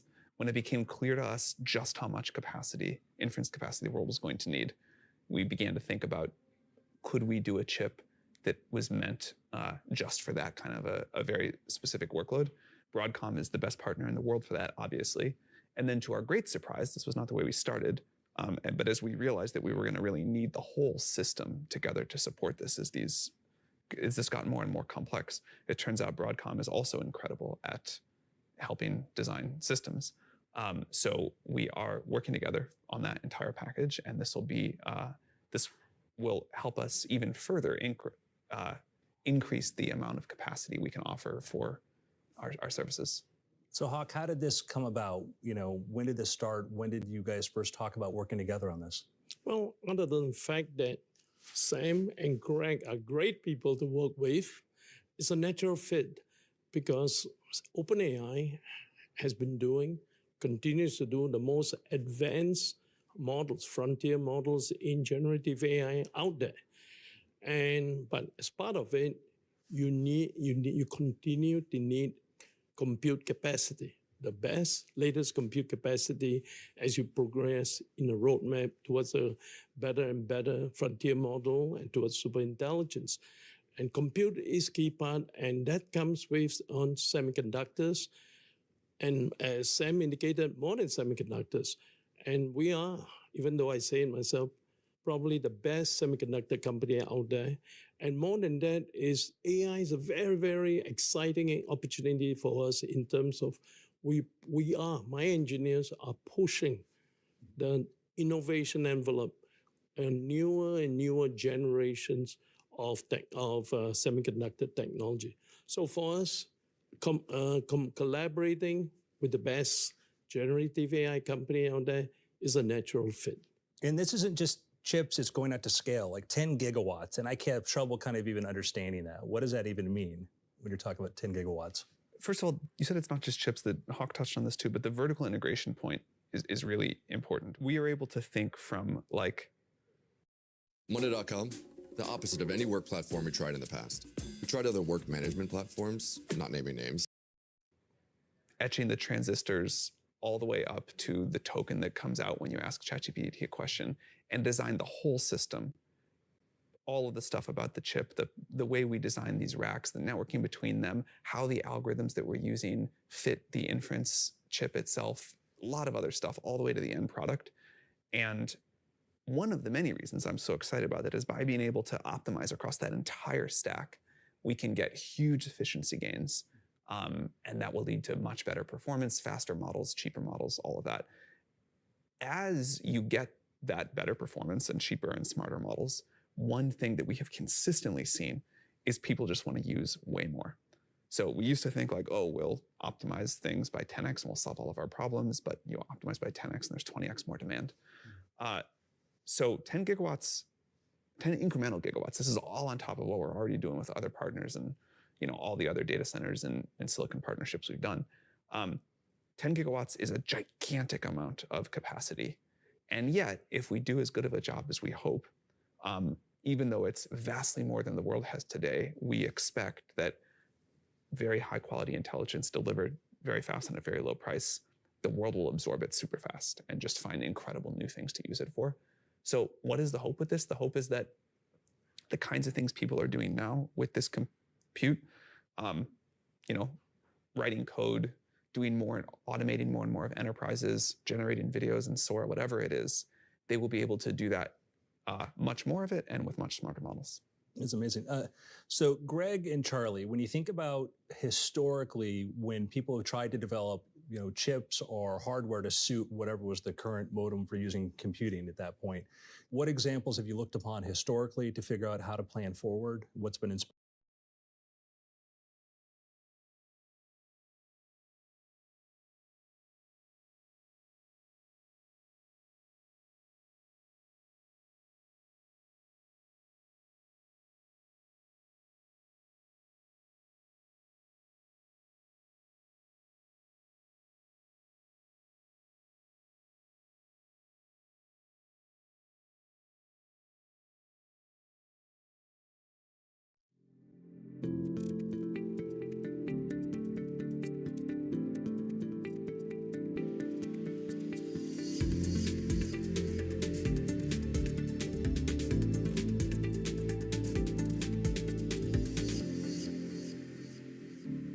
So Kraken Robotics is a marine technology company that specializes in ultra-high resolution seabed intelligence.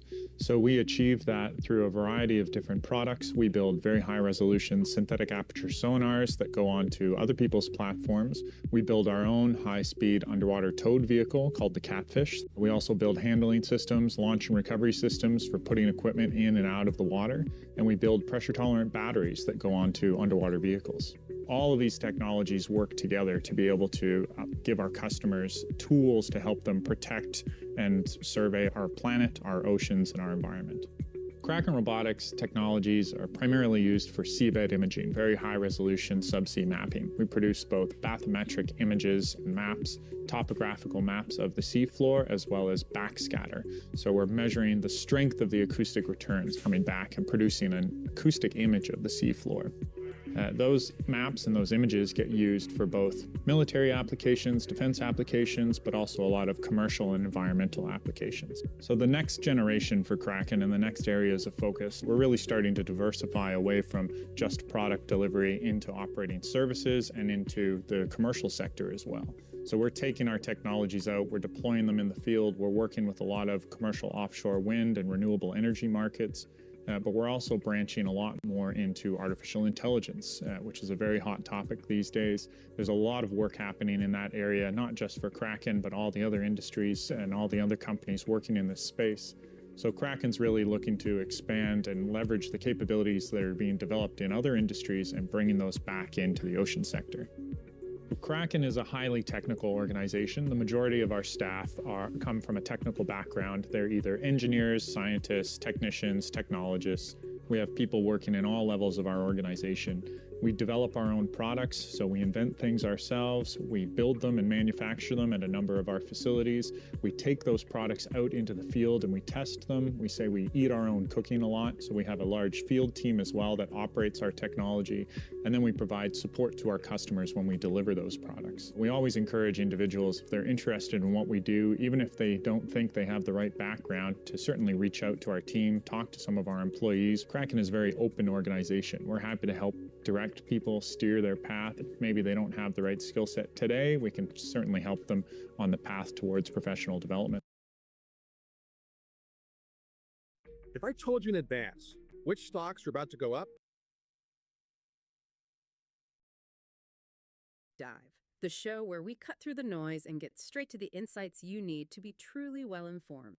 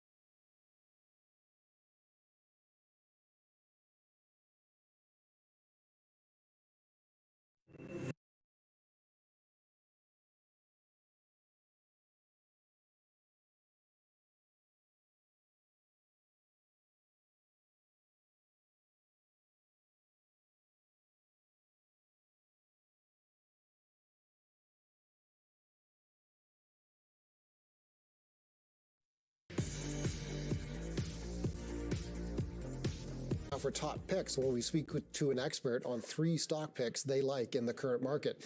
Today, we're focused on Canadian small cap aerospace and defense stocks with my guest, Kim Bolton. He's an expert in technology stocks. Many of you will realize he's also president and portfolio manager at Black Swan Dexteritas. Thanks for coming in. What do you look for in a small cap technology stock as opposed to one of the giants that's out there? Thanks, Paul, for having me in. Well, when you get down into that sort of food chain, we always look at whether they're profitable, which is a rarity in the small cap side. So the 3 today are profitable, Canadian, all under $1 billion. And certainly in this sort of aerospace, aviation, defense ecosystem, the margins are pretty sweet too. Okay, let's move on to number 1. All of these stocks are lesser known names, certainly compared to the giant tech stocks that we often talk about. Firon Technology Group, a company that specializes in the manufacturing of aerospace and defense tech. I like doing these segments because, you know, in the big funds in our portfolios, we tend to gravitate to sort of the large and sort of medium cap, but it's sort of fun to actually drill down and NG on the S&P TSX Venture Exchange. Why do you like Kraken? So Kraken is involved in sort of synthetic aperture sonar and also into subsea batteries and autonomous towed vehicles. So when people talk about Kraken, it's all about sort of getting their machines and going down to the bottom of the ocean and actually mapping it out. But you can imagine, certainly in these days, when it comes to like forest fires and so on, you can actually use that same sort of technology on land. But also, because there are more earthquakes going on these days, they're really sort of being tapped for that, to do the mapping and try to extrapolate sort of weaknesses in the bedrock and so on. So currently, right now, trading about $230, and we have a 12-month price target of $4.25. So you are willing to invest in venture exchange stocks. Why don't we talk about that a bit? You know, you have to expect some volatility around that. So normally, like with a large to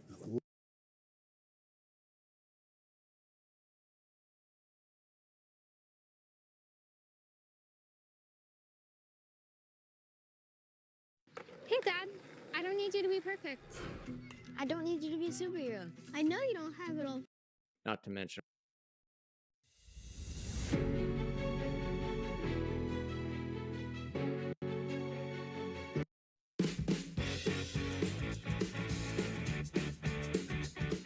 Welcome to Chit Chat Stocks. On this show, hosts Ryan Henderson and Brett Schaefer analyze businesses and riff on the world of investing. As a quick reminder, Chit Chat Stocks is a CCM Media Group podcast. Anything discussed on Chit Chat Stocks by Ryan, Brett, or any other podcast guest is not formal advice or recommendation. Now please enjoy this episode.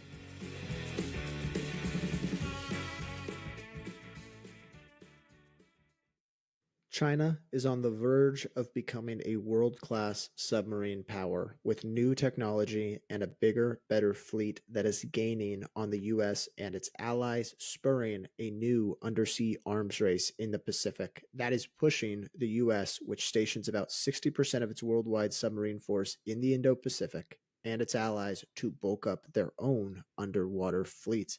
That is a quote from a Wall Street Journal article. This is the Chit Chat Stocks podcast, a podcast that helps you discover your next great investment. And today we have one of our monthly research report episodes, and Brett is going to be talking about a hyper-growth small cap defense stock. That's why we mentioned the Wall Street Journal quote there, that is up 10x in the last 3 years. Before we get to that, though, if you are listening to this episode for the first time or this show for the first time, please go ahead and follow Chit Chat Stocks wherever you get your podcasts, whether that's Apple, Spotify, or anywhere else. That will allow you to never miss an episode. And you can subscribe to our newsletter. It's free. The link will be in the show notes. That's going to have all our charts, financials, and evaluation work, any additional context you might need if you're interested in this company. But without further ado, Brett, what company are we talking about today, and how did you discover this? What intrigued you? The company is Kraken Robotics, and it is listed in Canada and the United States, two various ticker symbols there, but both are highly liquid. And it is a company operating in the subsea defense domain.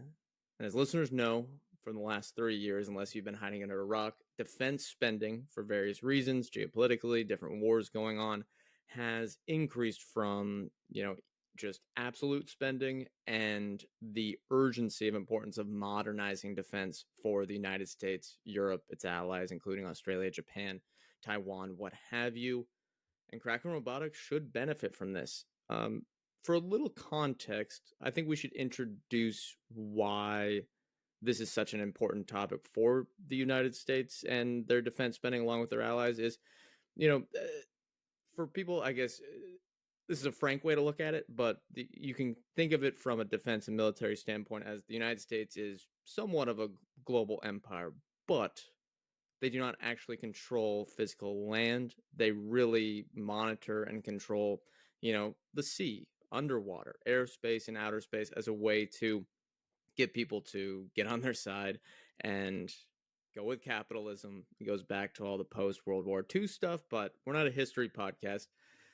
We are discussing Kraken Robotics and why they're going to benefit from the increase and modernization of subsea defense spending for the United States military, specifically technological innovations such as unmanned underwater vehicles, or what we might call UUVs.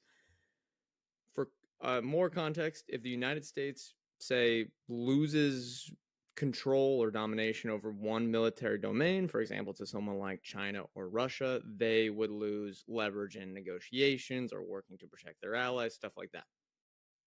Could these mistakes cost you a comfortable retirement? Fisher Investment. Over the next 10 years, the United States is slated to spend $214 billion, again, $214 billion just on submarines. That I think is more than probably maybe close to every other country combined. If we look at second, it's Australia at $53 billion. Third is China at $37 billion. And the reason the U.S. is going to be spending this much money is mainly to maintain a subsea presence with nuclear armed vehicles. And given all the technologies there, they're untrackable for potential combatants and help to, make sure people aren't doing things that other countries might not like. So, given their strategic importance here, it is clear that the United States and its allies are going to invest whatever it takes to make sure it maintains subsea dominance. If we go back to Kraken Robotics, they are a stock that is and has benefited a lot from this trend, specifically with the UUV technology. Its revenue has grown at a 50% annual rate since 2015. While its stock, as Ryan mentioned, is more than a 10-bagger since going public, and I think up 10x in the last 3 years as of this recording. They're a supplier of batteries, sensors, and mapping solutions for subsea systems, services, products, what have you. And I believe, after doing this research, that they are positioned to take advantage of more and a huge catalyst of increased spending on advanced and modernized subsea systems. And I think that's probably the introduction that we need. It's a totally different market sector than listeners are probably accustomed to. It was pretty new for me researching this. So it's not the typical introduction to a show for the listeners, but I think that is important for understanding this. Okay, look, the United States, Japan, Taiwan, Australia, European nations, they spend a lot on technologies and military applications for underwater systems. Yeah, on this podcast, we typically talk a lot about software stocks or consumer applications Financials, or yeah. financials. It's not often that we talk about very advanced engineering and manufacturing companies, but this one has seen a huge surge in revenue and adoption from customers. And for all the listeners out there that might be intimidated by some of the technical jargon, don't worry, I am with you. Brett here is our resident engineer. He is mechanical ex-engineer, I guess. Been out of practice for a while. I will be the layman, so if he goes too deep on any technical jargon, I'll be sure to reel him back in. But let's start by laying the groundwork. Why is operating underwater so difficult to begin with? Right. This is what makes technological innovation so important for this sector is if you're, for example, 6,000 feet under the ocean, you're facing more than 2,500 pounds per square inch of pressure, or PSI. That means if you are a human or an animal or anyone that is used to operating at above water, which I think has, well, it's just atmospheric pressure, but I think it's 15, whatever the number is. 14.6, I believe. There you go. You I don't know why I have that number in my head, but I think, yeah, that's I'll a number that it's stuck in a lot of people's brains. So if you're used to operating at a totally different pressure, this is going to feel extremely heavy, and you would, die if you were under there without any sort of protective equipment. And this means if a submarine is not built properly, it will implode violently under deep sea pressure. If we remember the famous Titan submarine being the most recent example, that they were going after to explore the Titanic, I think, and the systems weren't built properly, and unfortunately everyone passed away. And there's also the fact that if you're under in the deep ocean, it's pitch black.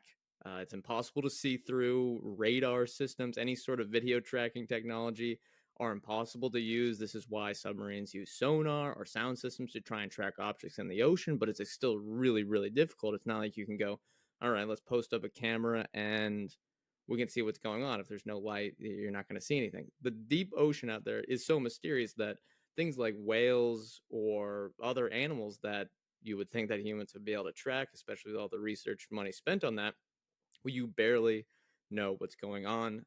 For example, I thought this was a fun fact. There's only been 2 blue whale births in history that have been seen by humans.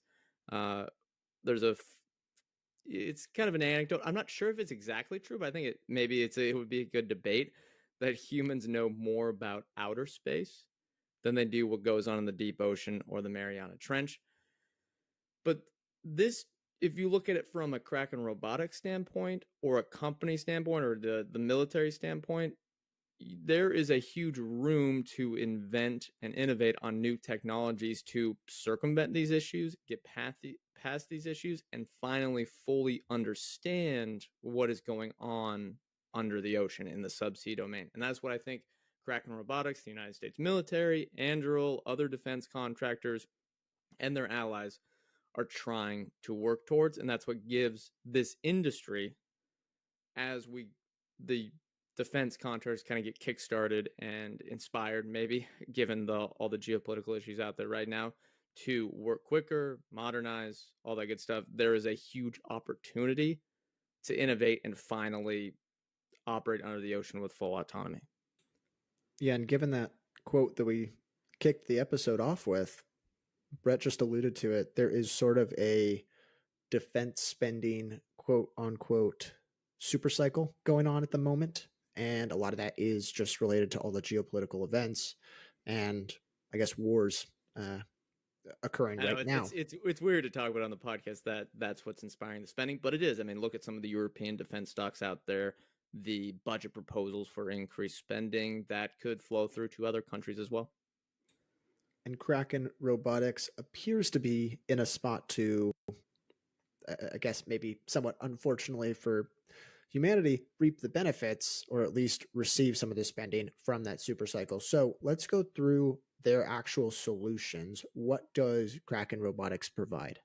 All right. On a wider note, Kraken Robotics' motto is to transform subsea intelligence. I think that's a good motto for them. It kind of explains exactly what they're targeting, what their goal is to provide for customers. They have 3 different general product categories that they sell to both commercial and defense customers, but mostly defense customers. First and most important are subsea batteries. These are the Sea Power Batteries brand, and they have 200% greater energy density and 46% weight reduction compared to the next best option. Don't remember those exact numbers. It's just what matters most for anyone that knows the battery industry is energy density and weight. Those are your killer features. So using a proprietary recipe, it uses something called polymer encapsulation instead of, I think, an oil-based one for the competitors. They are currently beating any competition for underwater batteries and improved performance. I mean, if it's 200% greater energy density, 46% weight reduction as of now, you can be under the ocean longer. You can have more efficient design for the subsea vehicles that they're selling to. So you are able to sell at a higher price, still provide a better value to these customers that are building the UUV solutions. And the most vulnerable time for, say, a subsea military vehicle is when it comes to the surface, because then... Hey, Alicia Little here, and I'm excited to announce that the 3rd annual AI and Marketing Summit is here. Then it's exposed and anyone can see it, meaning the longer a vehicle can stay underwater, the better. So that's what the customers want. And given the better weight reduction and energy density, they can be the premier provider for subsea batteries. Now, the second one, Ryan, follow up there. Yeah, I'm going to pause you frequently for all our non-engineering folks that are listening. Who are Kraken selling these batteries to primarily? Is this all U.S. government, General Dynamics primarily, or who else would it be? Okay, yes. So that is a good question because there might be some confusion there. They are not generally a contractor that is selling to the military. They are a subcontractor for other defense contractors building solutions. We're going to talk about Anduril and their partnership later, which I think will further give detail on this, but they have, say, subsea batteries, and then what we're talking about next year is their sonar systems. You sell these systems to an Anduril or a Boeing or a General Dynamics, and they're building their own UUV system. When I talked to the investor relations at Kraken Robotics, they said that early on in their life cycle, they were thinking about building their own UUV, but they realized that they could be better as the key subcontractor. I know we're using the word sub a lot. Subcontractor for these systems, products, and services that the subsea general defense contractors are using. Does that make sense? Yes, it does in terms of the supply chain there. When I think about a battery, I think about a Duracell AA battery. These, I imagine, are much larger. So this is manufacturing huge batteries, correct? That are taking up. Somewhat. I think part of it is modular, where they can kind of scale them up, almost like a battery that would be used on a Tesla, or any sort of electric vehicle, where if you're using the same technology for your I can't think about your sedan versus a truck, you can kind of scale up to a larger battery. But what's important is the fact that they need to work underwater, which again, given what I talked about, the high pressure and the fact that it can't leak, right? You can't have water onto a battery system. It's similar in a way to how you would use it for an electric vehicle, but there's way more complications because it needs to be operating underwater with no human intervention, with all that high pressure in a totally different system. Okay, last question on the batteries, and then we can move on. Are these like customer comes to them and wants a custom made battery, or are they manufacturing many of these and it's like big bulk orders, or they can, customers can come and buy them and they've already made them? Do you know? It's a specific type of battery. They have this one type that they sell, but when they're working with customers, the sizing and I think how it fits within, and we'll have pictures in the newsletter for anyone that wants to visualize this. You have, say, a UUV, which is an unmanned submarine. There's a specific size that an Anduril or Boeing or General Dynamics is making it at, so they have to fit the batteries within that. So I think just the way they scale it up, given the modular solution there, versus the size that that customer needs and how it fits into that, they'll specify for that. But the core, like how the actual battery is built, it's the same, I believe, every time. Okay. Second product category, what is it? So this one is called synthetic aperture sonar. You don't need to memorize the name. It's just sonar systems. And this is using what they call side scanning technology, which I guess they don't just call it that. It is side scanning technology. They are able to image and map underwater areas at a much better rate than historical solutions. So you can get up to 2 centimeters zoom on objects up to 200 meters per side. And I think you can do this from a decently sized distance away. So think about of it like an improved pixel rating for underwater mapping. This is something that's very difficult in the past. Again, you're going through water, it might be dark, it's blurry. It's much, much harder than taking a photo from even like a satellite up in orbit. So Kraken will sell these, what they might call SAS products, which is synthetic aperture sonar, directly to customers, or they will perform mapping contracts for their services segment for these customers using their own SAS systems. And then what's fascinating about this is they can also image the ocean floor below it up to a few meters. So again, I thought that was kind of cool. I didn't even know that was possible. And in the newsletter, I'll have a link to a YouTube video. There's plenty of YouTube videos out there that can show how this is exactly working. But it's important to note that, again, like with imaging on land, the better quote unquote pixel rating, how much you can zoom, the better detail you can get, the better.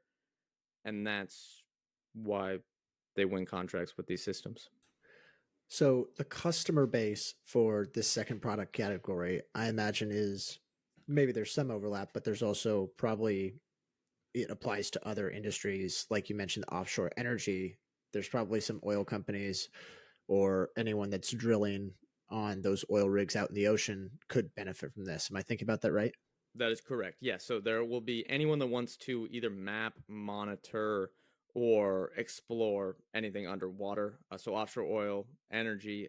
You even have some, I think this is probably a small part of it, but marine researchers, marine life researchers, stuff like that want to use that to try to find something underwater. People that are exploring for shipwrecks, stuff like that. But again, it is overlapping a lot with, and what will matter over the long term is defense.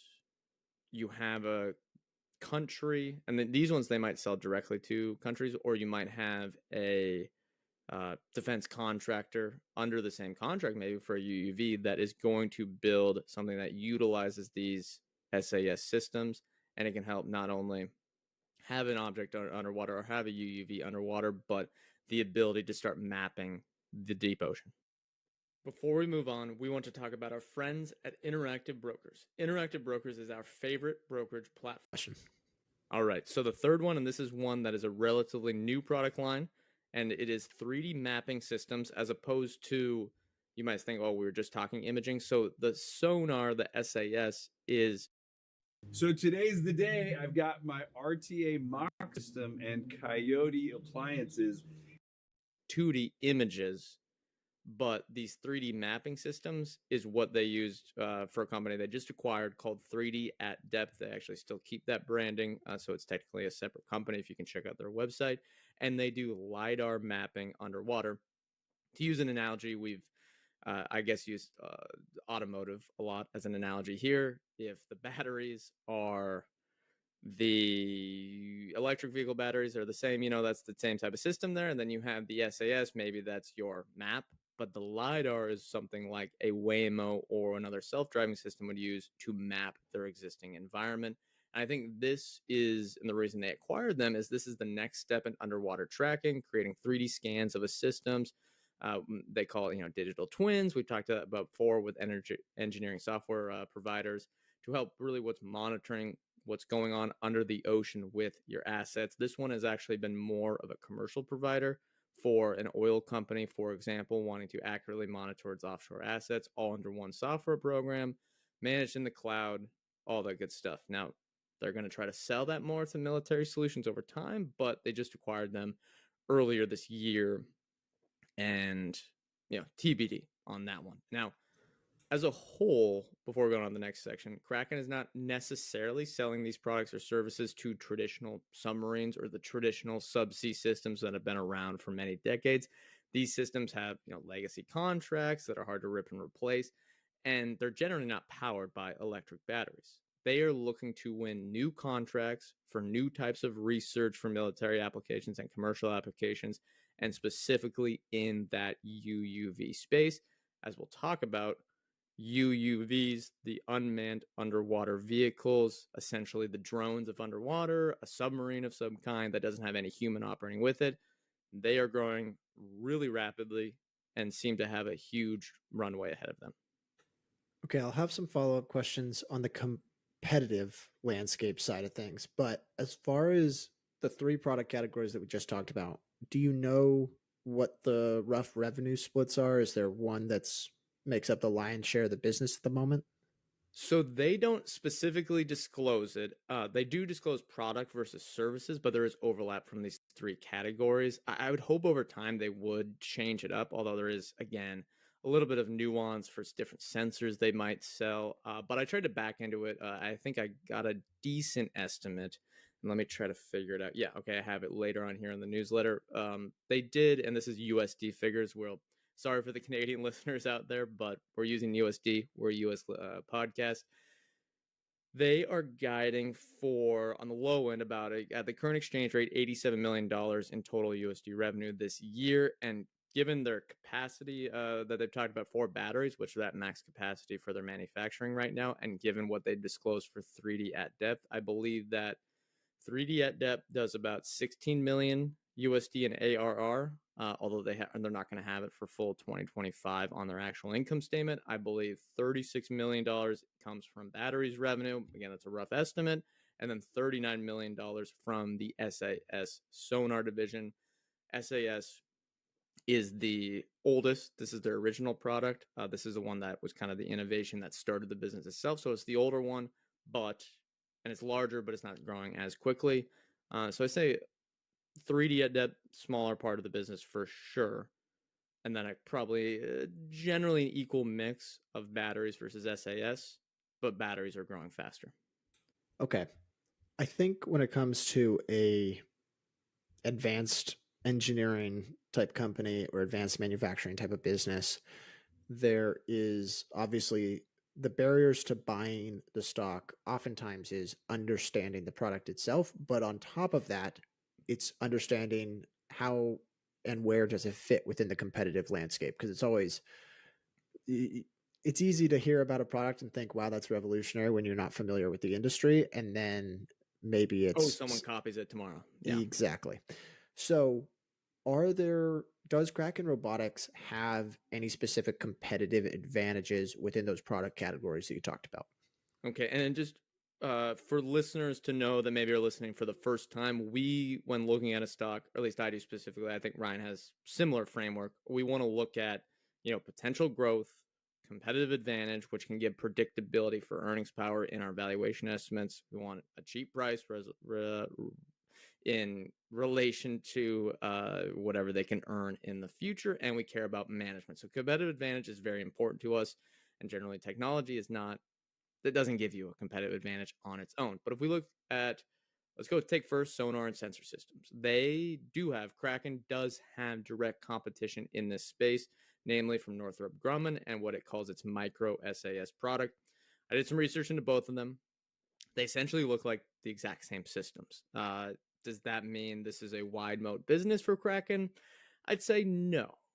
Kraken may have an edge in given that they focus over, compared to a large defense contractor like Northrop Grumman, as well as Northrop Grumman actually building their own UUV products, their own defense products that would actually probably compete with the sonar customers that they're selling to, where also that Kraken is selling to. But at the end of the day, these are very similar products. However, reportedly, from what I've read, Kraken is able to sell or is willing to sell its Kraken SAS system at half the cost of competitors like Northrop Grumman, while still maintaining 50% gross margins. Perhaps maybe there's less bloat there that is making them more efficient, but as a whole, I like that part. Of course, we don't like that there's competition as an investor, but I would define this as a good business, not a great business. This is not something any startup can just go, oh, we'll just copy this product. I mean, it's an extremely hard engineering problem to solve, but it's not like they have a patent or an IP on it. Yeah, that makes sense. It is somewhat concerning that there's seems to be sort of product parity, but the fact that they are able to still maintain 50% gross margins at a lower cost is and promising. a long history of selling and winning contracts. So I guess my question is kind of a unrelated question, but you mentioned that they're a subcontractor and not specifically selling directly to the government. Is there like regulatory clearance needed for the employees at Kraken? Is there any sort of like, I guess, barriers to entry to selling these types of products from that perspective? And I should say they do sometimes sell directly to militaries. It might be they announce stuff as a part of like, okay, they might specifically with the sonar solution sell to a military. They might use it to do defense at a base, but with the batteries, I think they're mainly a subcontractor.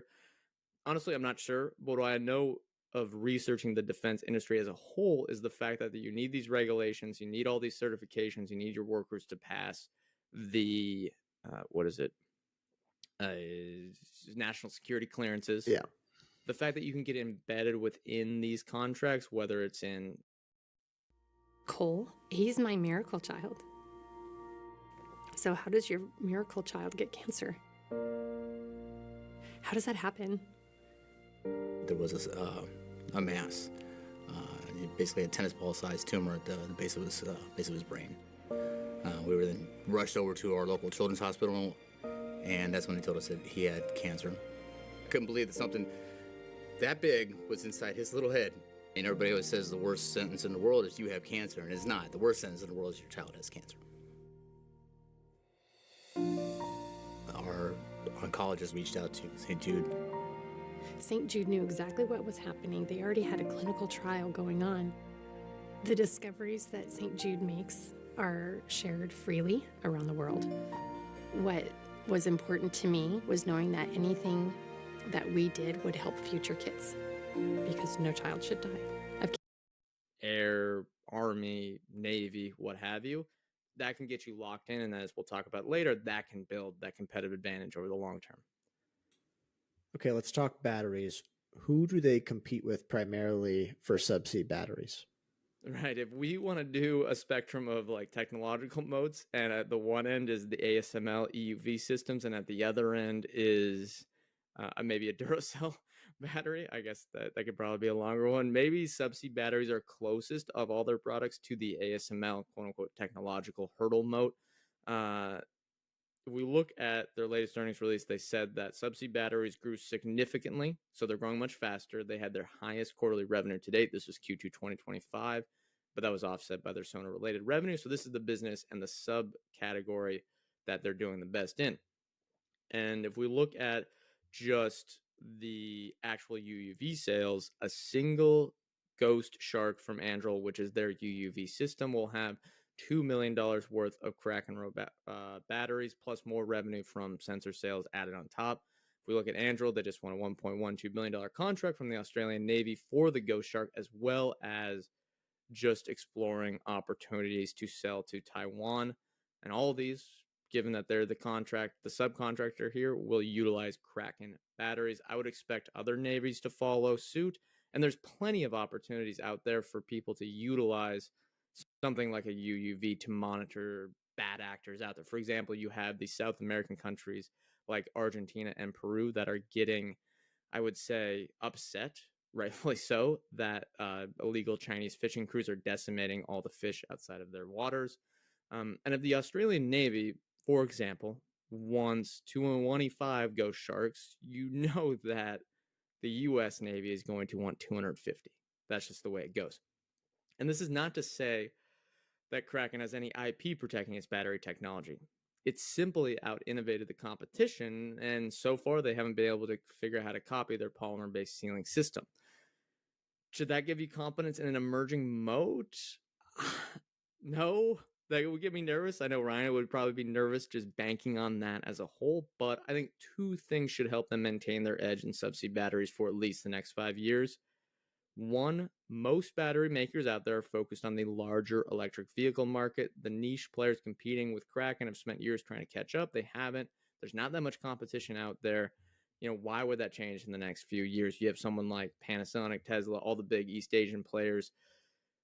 They're not going to go after this $200-300 million total addressable market that may materialize within a few years. Within UUVs, it just doesn't matter to them. Now, third, Kraken does have the ability now at a much larger scale to increase its R&D budget, which will hopefully give them the opportunity to improve on their subsea batteries and further get them past the competition. They've gone from under $1 million a few years ago, which I say is highly efficient R&D spending to get all these innovative solutions out there, and they're now up to $3.3 million, again in USD, over the last 12 months in R&D. I think the moat in defense doesn't come from technology. Even though a lot of these companies are really innovative when it comes to technologies and building all these new systems, making these incredible engineering problems or solving these incredible engineering problems, but the moat comes from, and why companies like Lockheed Martin, Northrop Grumman have been incredible stocks to own, is they get locked into contracts with defense programs such as the Anduril Ghost Shark. Contractors and militaries are not going to switch to another battery product on an existing contract if one was ever invented. And I think this gives me confidence in the sustained revenue growth for Kraken's battery segment over the next 3 to 5 years. Like, just for example, think if someone copied Kraken's product. Would they give it, like, again, this is the U.S. military. They're not focused on profitability. They're going to stick with Kraken because they're the best provider. Anduril's going to stick with them. There's no reason to switch except if a whole new product category comes out there, which is what Kraken is doing to the legacy players with electric batteries and UUV systems. Yeah, a couple follow-ups there. There are countless examples of once an organization is a big supplier to the US government, the government sticks with them as their Specifically with supplier. military too. Yeah. And part of that is there's so much clearance, there's so much red tape just to get deals done on that side of things. But also there's just an element of trust. I think you see that probably with Boeing, you see that with General Dynamics, Northrop Grumman probably as well. I don't really know that business. Yeah. Once you've got that plug-in, there's like decades worth of trust that have been built up. Second thing there, you mentioned the Anduril Ghost Shark. So anyone that doesn't follow this industry, Anduril is yeah, which is probably every listener, if we're being honest. No one really. This is such a niche place. If you live in a Florida zip code and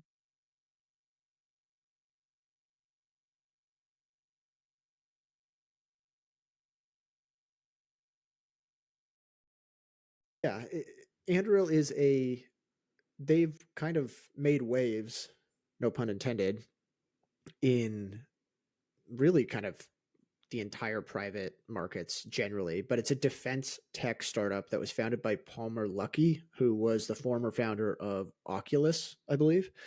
And he left Meta or Facebook at the time because of political I think, differences.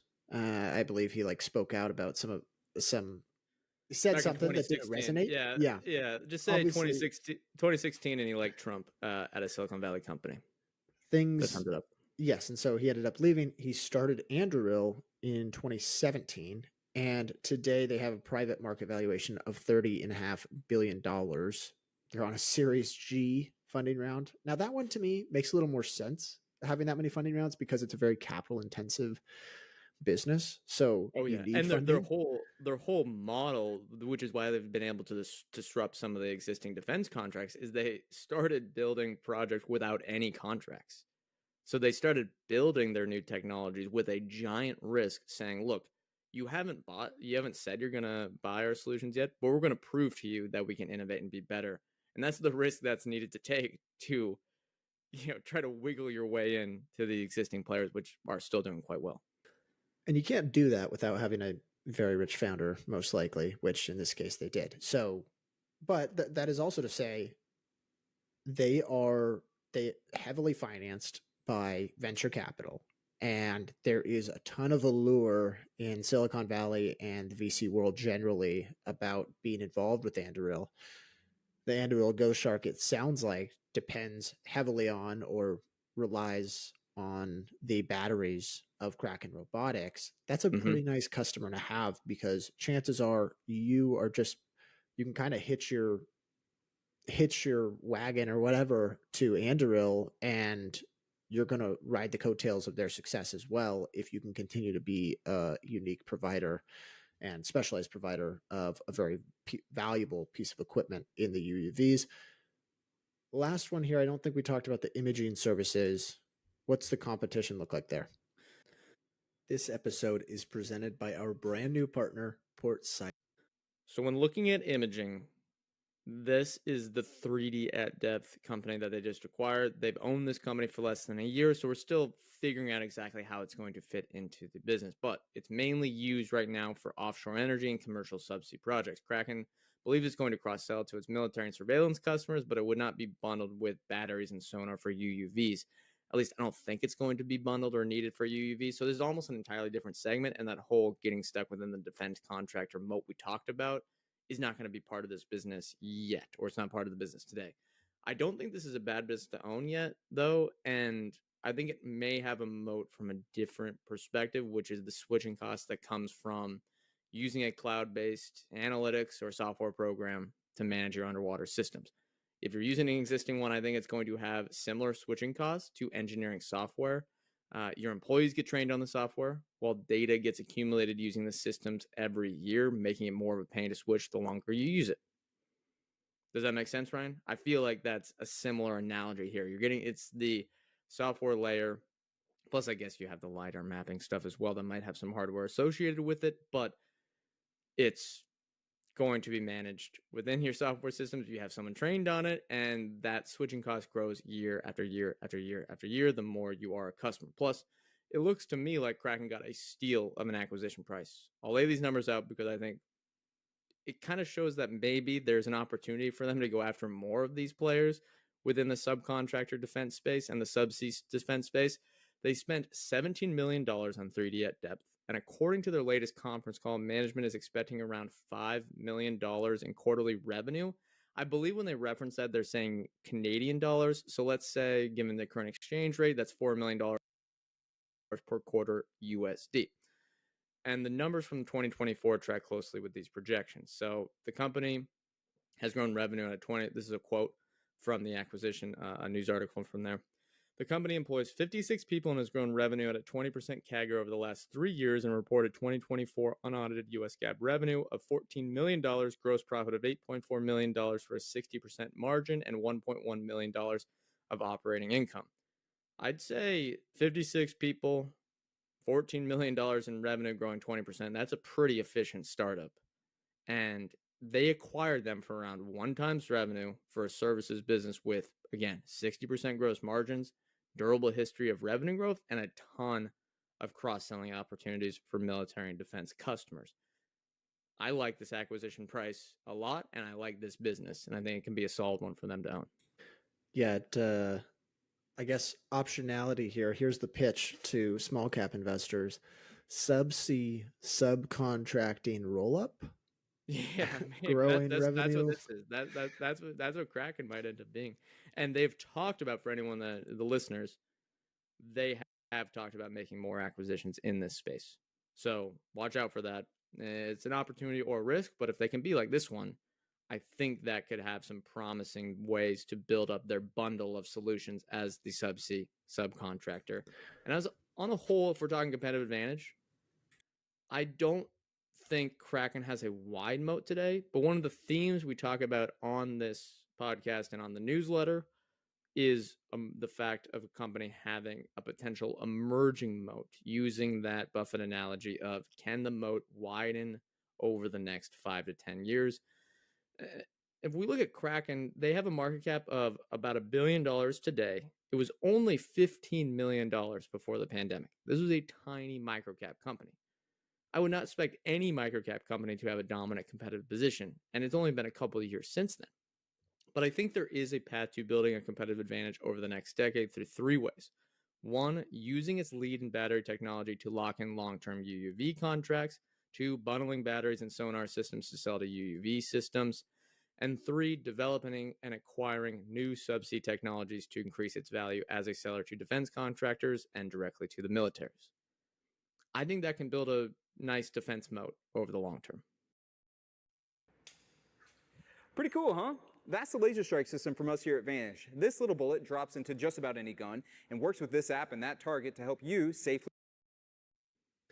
Yeah, I'm looking now, and this is since 2017 a 50% compound annual growth rate in the stock price. Now, that is off of a very small market cap.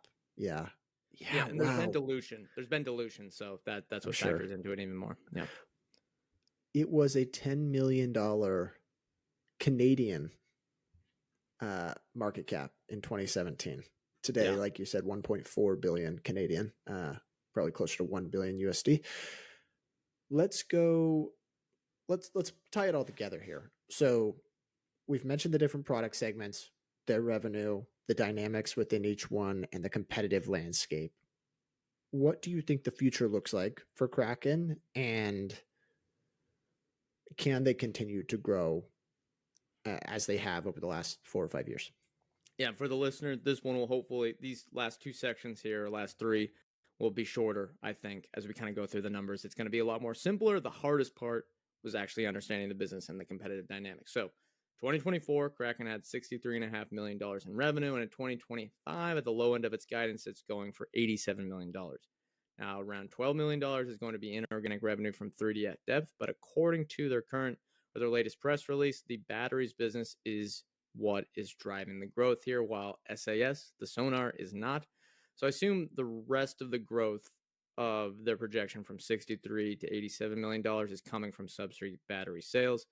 And Kraken's growth is going to rely on signing UV contracts. I wrote here with the U.S. Navy. That's actually not correct. Again, what we talked about is with the defense contractors such as Anduril or others. There's like 10 others out there making UUVs. Anduril is just the fastest moving. And remember, a single Ghost Shark sale to Anduril comes with $2 million worth of batteries. This market is still in its infancy today if they're only doing $30, $40, $50 million in total battery sales. And in early September, as I was researching this, Kraken announced a $13 million contract for SAS and subsea batteries. The orders, quote, the orders are from customers based in the United States, Norway, and Turkey, and include an order for 10 SAS from one customer. The Kraken SAS and Sea-Power battery systems from this order will be integrated on 4 different types of uncrewed underwater vehicle platforms, ranging in size from small class to large class. So you have Anduril, Boeing, General Dynamics, Huntington Ingalls Industries, Northrop Grumman, Lockheed Martin, all developing UUV systems from small to extra large. And that is only in the United States. You have Kongsberg, Saab, Atlas Electronic, Exail, and others are working on UUVs in Europe, not to mention Australia and Taiwan. The budget from the United States Navy on UUVs is small today. It's mainly focused on research. Now, Australia has been at the forefront of the industry, maybe because of its central nature in the Pacific as a U.S. ally. Not exactly sure, but they have been. They signed a recent deal with Anduril for over $1 billion. And you could really even sense, this is where you had the Palmer Luckey influence there. You could sense the passive aggressive tone from Anduril in the press release, essentially telling the U.S. Navy it needs to get its act together and start building up its UUV technology and signing contracts. And I think given that sale, given what we're seeing geopolitically over the last 3 years, there may be an inflection coming in UUV spending. Budget proposals have called for increased spending on the technologies. And while we don't need to go through all the exact details of budget reconciliations, what is important is that there is a long-term trend of higher spending. And with by far the best batteries, Kraken should win most, if not all, of these contracts, even from companies like Northrop Grumman that it competes with sonar. And Kraken believes it has a pipeline of potential contracts worth $2 billion. Now, that's not each year, but that's cumulative right now. And with revenue of under $100 million over the last 12 months, that's a giant opportunity. Now, Kraken is investing ahead of this growth. Today, it has maxed out capacity at its current battery plants, which can do about $36 million in revenue in USD at current exchange rates. By the end of this year, Kraken is going to open up its new facilities for batteries that have 3x the capacity of current levels. And depending on pricing power and, obviously the exchange rates, because it's a Canadian company, Kraken could have the ability to pump out $150 million worth of subsea batteries in 2026. They're not going to fulfill that demand overnight, but they're increasing capacity greatly to catch up with the demand that's coming from these defense contractors. And I really imagine a world where there are thousands of UUVs used by the various militaries, both large and small. At an average revenue of $2 million per UUV and at a rate of 100 vehicles produced per year, that's all you need to surpass Kraken's upcoming facilities expansion in regards to battery sales. And that would be 5x, 6x the revenue of today.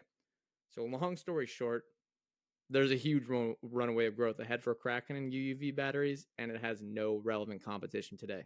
That's what I think should get investors the most excited about this company and why, well, we're not the first one to this party. Not that, we don't own the stock yet as of this recording, but that's why the stock is up so much and why investors are so excited. Okay, I have some follow-ups there, but we got to jump to management. I think in summary, it seems like there is going to be a surge in spending at the contractor level for UUVs, which because of the military procurements, yeah. Ultimately, it's all but inevitable. Yeah. Yeah, ultimately going to benefit Kraken. Let's talk about management. Who runs the company today? What do you think of them? Okay, well, I've never met them. I've talked with the IR team. They actually outsource it since they were a microcap, and I think they may go to their own IR team. Not sure yet, but it's a outsourced IR team called Sophie Capital. A nice guy runs it. I got to chat with him. So if you want to talk with them, go talk with him. He'll give you some good info and answer any questions he can or that you may have. What I can really go off of here are anecdotes, their track record, and the small amount of public investor relations they have done, because they only just started doing conference calls, which I thought was nice, good timing here, but they didn't really do a lot of those before. And given it's a Canadian company, they actually have less disclosures than SEC filings do for the United States. So it was actually much harder to find information on this business. But given their financial performance and the successful acquisitions, I mean, I really like the price they paid for 3D at depth. I'm pretty pleased with the management's track record. Like, that box can be totally checked. And we look at their founding story. Carl Kenny founded Kraken in 2012 with the goal of commercializing high-resolution sonar, which is what led to SAS. He grew up in Newfoundland on the Atlantic coast and had a long history of working in technology and software, which made him a perfect fit of someone who, he was an ocean guy, I guess. He loved the ocean, and he also loved technology and software. Boom, that's why he wanted to start this business. He retired as CEO in December of 2022, and then CFO Greg Reed took the reins as CEO. I think, unfortunately, Carl Kenny was having health issues at the time because he passed away earlier this year. I think that's probably why they had to make the transition. Now, when Reed took over, Kraken had a market cap of just $81 million. Hey, Dad. I don't need you to be perfect. I don't need you to be a superhero. I know you don't have it all. And that was in this early 2023. And today it is closing to hit $1 billion. So pretty good performance so far. Obviously, the stock price has done quite well. And from my seat, it looks like Reed has successfully navigated Kraken Robotics from a micro cap to a hyper growth small cap company that is going to keep emerging as a player in this defense space. He has straddled the line of rational capital allocation and innovation despite losing their founder, which is probably extremely hard to do. And acquiring the team from 3D at Death will also give them a boost on their R&D spending. Now, from what I've heard, what people have said, Reed is a tireless worker and frugal. He flies coach, which I think is a good sign. That's always the best indicator, right? That you have a management team that's not going to waste your money as a shareholder. And the board of directors tells him they need to pay him more. I think that's much more palatable than the opposite when you have an average large cap mercenary CEO from McKinsey that you go, why are you getting paid so much? What are you wasting money on? What is this? What are the perks you're getting? I think it's a good side of the CFO culture that he's bringing to the executive suite. I do worry, though, about Reed's experience leading a public company that may turn into a multi-billion-dollar market cap sometime in the near future. He has plenty of experience in accounting and finance, giving his bio, but that's it. No large-scale roles as an executive before. Maybe they will pass the torch to a seasoned defense contractor executive and have Reed move back to the CFO at some point. I'm not sure. I don't know what's going to happen, but that's something they definitely will need to navigate.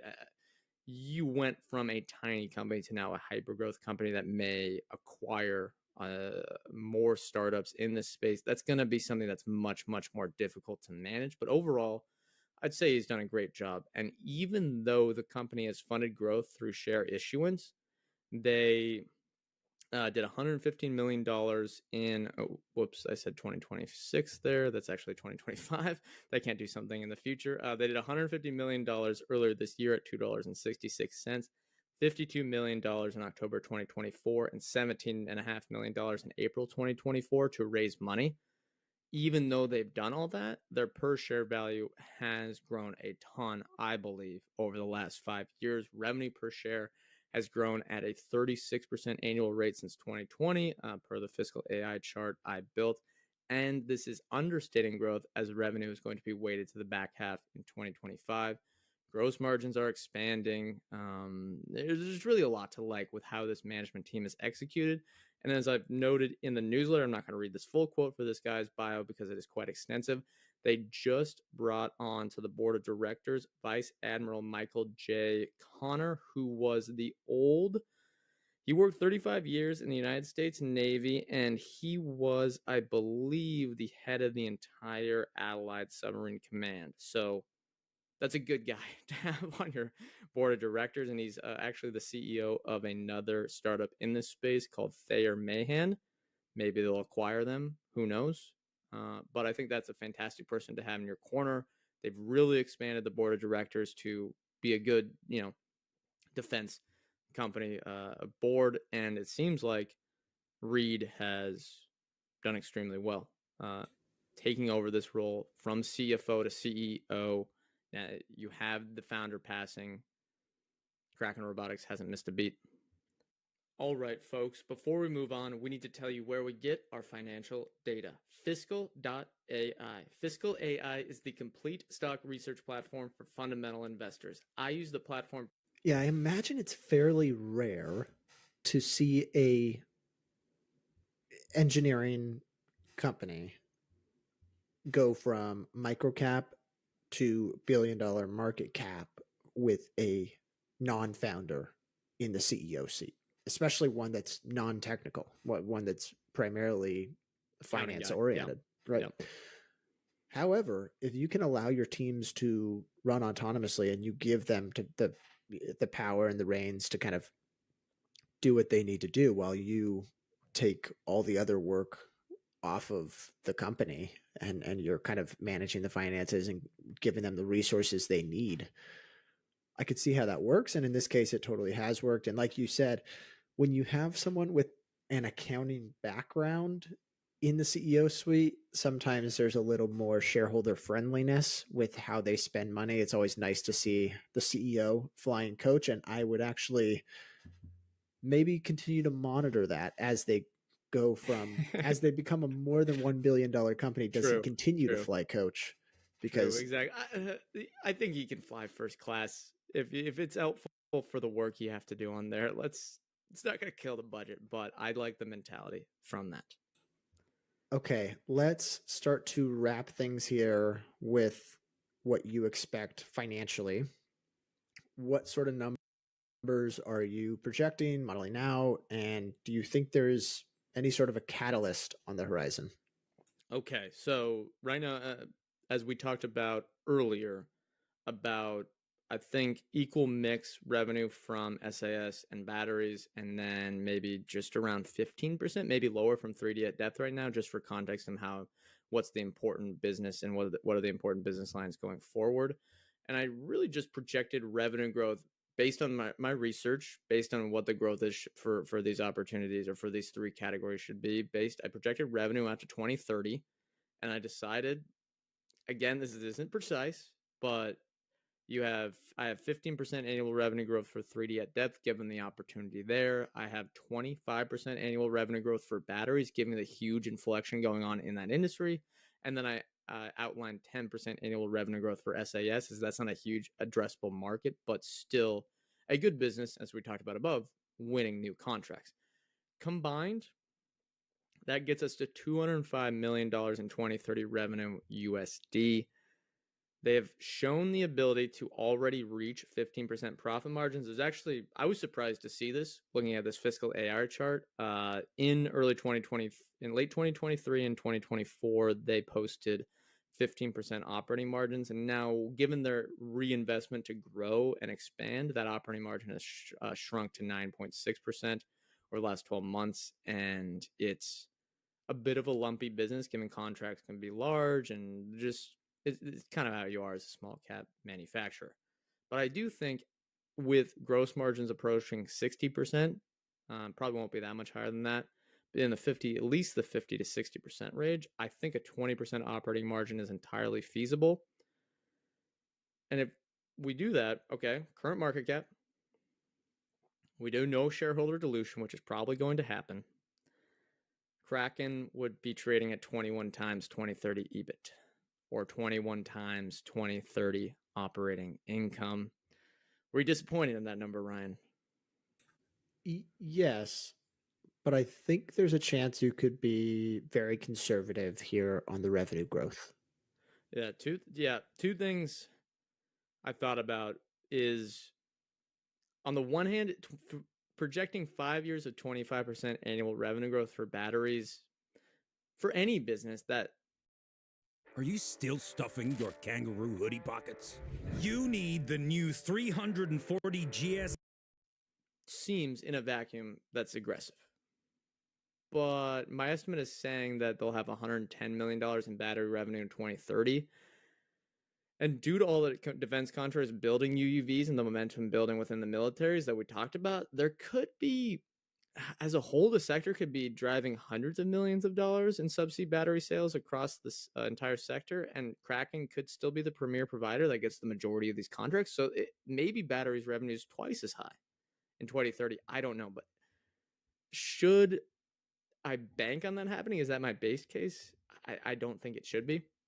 And even with the stock up 500% in the last 5 years, Ryan said maybe 10x for the last 3, depending on where it's traded, has been quite volatile.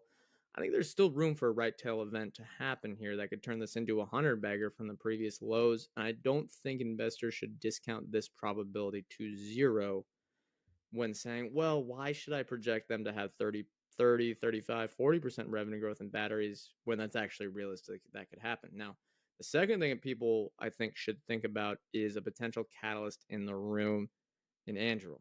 Kraken is one of, if not the key subcontractor for Anduril's UUV programs. The company is aggressive and working rapidly to rearm, modernize, and disrupt the current procurement ecosystem for the United States defense contractors. They just raised $2.5 billion earlier this year and has a $30.5 billion valuation that Ryan talked about earlier. So they could use cash under stock as currency to acquire Kraken Robotics, which would give them a key advantage in the UUV space, because other defense contractors would either have to go through Anduril in order to get Kraken's batteries, or Anduril could decide to keep the batteries only for its own UUV programs, forcing the competition to go elsewhere, which right now there is nothing that comes close to their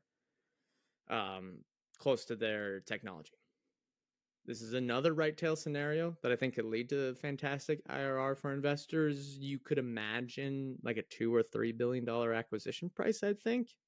Something like that. I mean, it's not going to be an insane premium, but you could get a solid return from an acquisition that could also come into play here. And I think that's how I'm modeling it. Base case, solid growth, probably at a premium valuation, but there is a chance this becomes and stays a hyper-growth company that can grow. What was the revenue per share growth rate? 37? Yeah, I think that could... 34. No, sorry. 37. 37%. Yeah, I think that could stick around for the next 5 years as well. There's a possibility. Yeah, have there been any signs of interest from Anduril to, like, have they been serial acquirers in the past? Well, Anduril acquired Ghost. They acquired this UUV division. That's how they became a Kraken customer, because Ghost was a customer. Sorry. Yeah, Ghost was a customer of Kraken, and then it got merged into Anduril.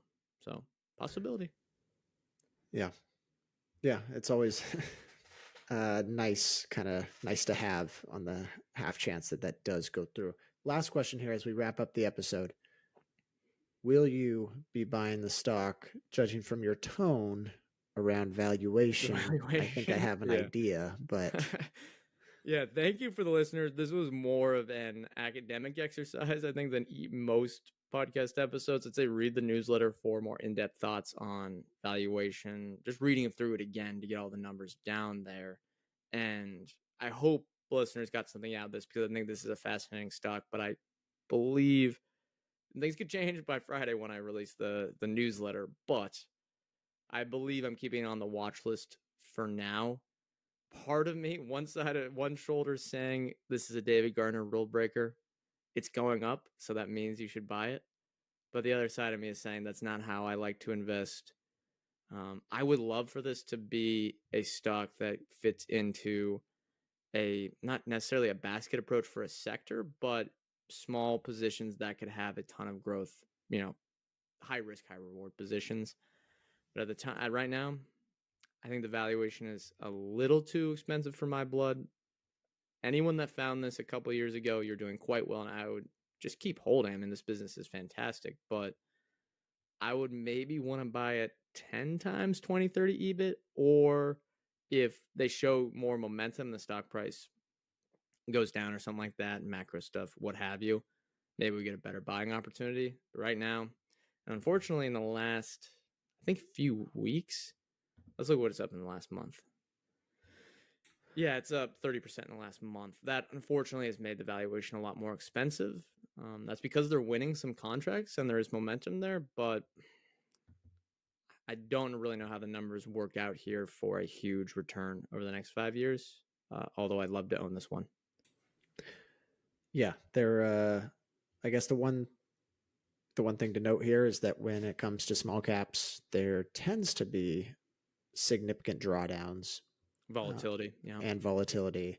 So when we say it's currently trading at 21 times or 20 times, 2030 EBIT, and Brett wants it at 10 times, that's not out of the realm of possibility. I think a lot of people always assume a 50% drawdown is unrealistic and not going to happen, but I think with small caps, it's very doable. Let's look at the drawdowns right now in fiscal. They went into a 70%, then a 60, then they were almost recovered, and then went into a 60 again, and then earlier this year they had a 20. I mean, it's quite possible. Okay, I think that is going to do it. Like we said earlier in the show, if you want to see the charts, the show notes, some of the numbers, because I know numbers over a podcast format can be a little hard to digest at times, check out the Substack. The link will be in the show notes. Also, quick shout out to our sponsors from this episode, Portsido, Interactive Brokers, and Fiscal AI. That's going to do it. Thank you, everyone, for tuning in. Brett and I are not financial advisors. Anything we say or discuss here on the podcast is not formal advice or recommendations. We may buy, sell, or hold any of the securities discussed on this show.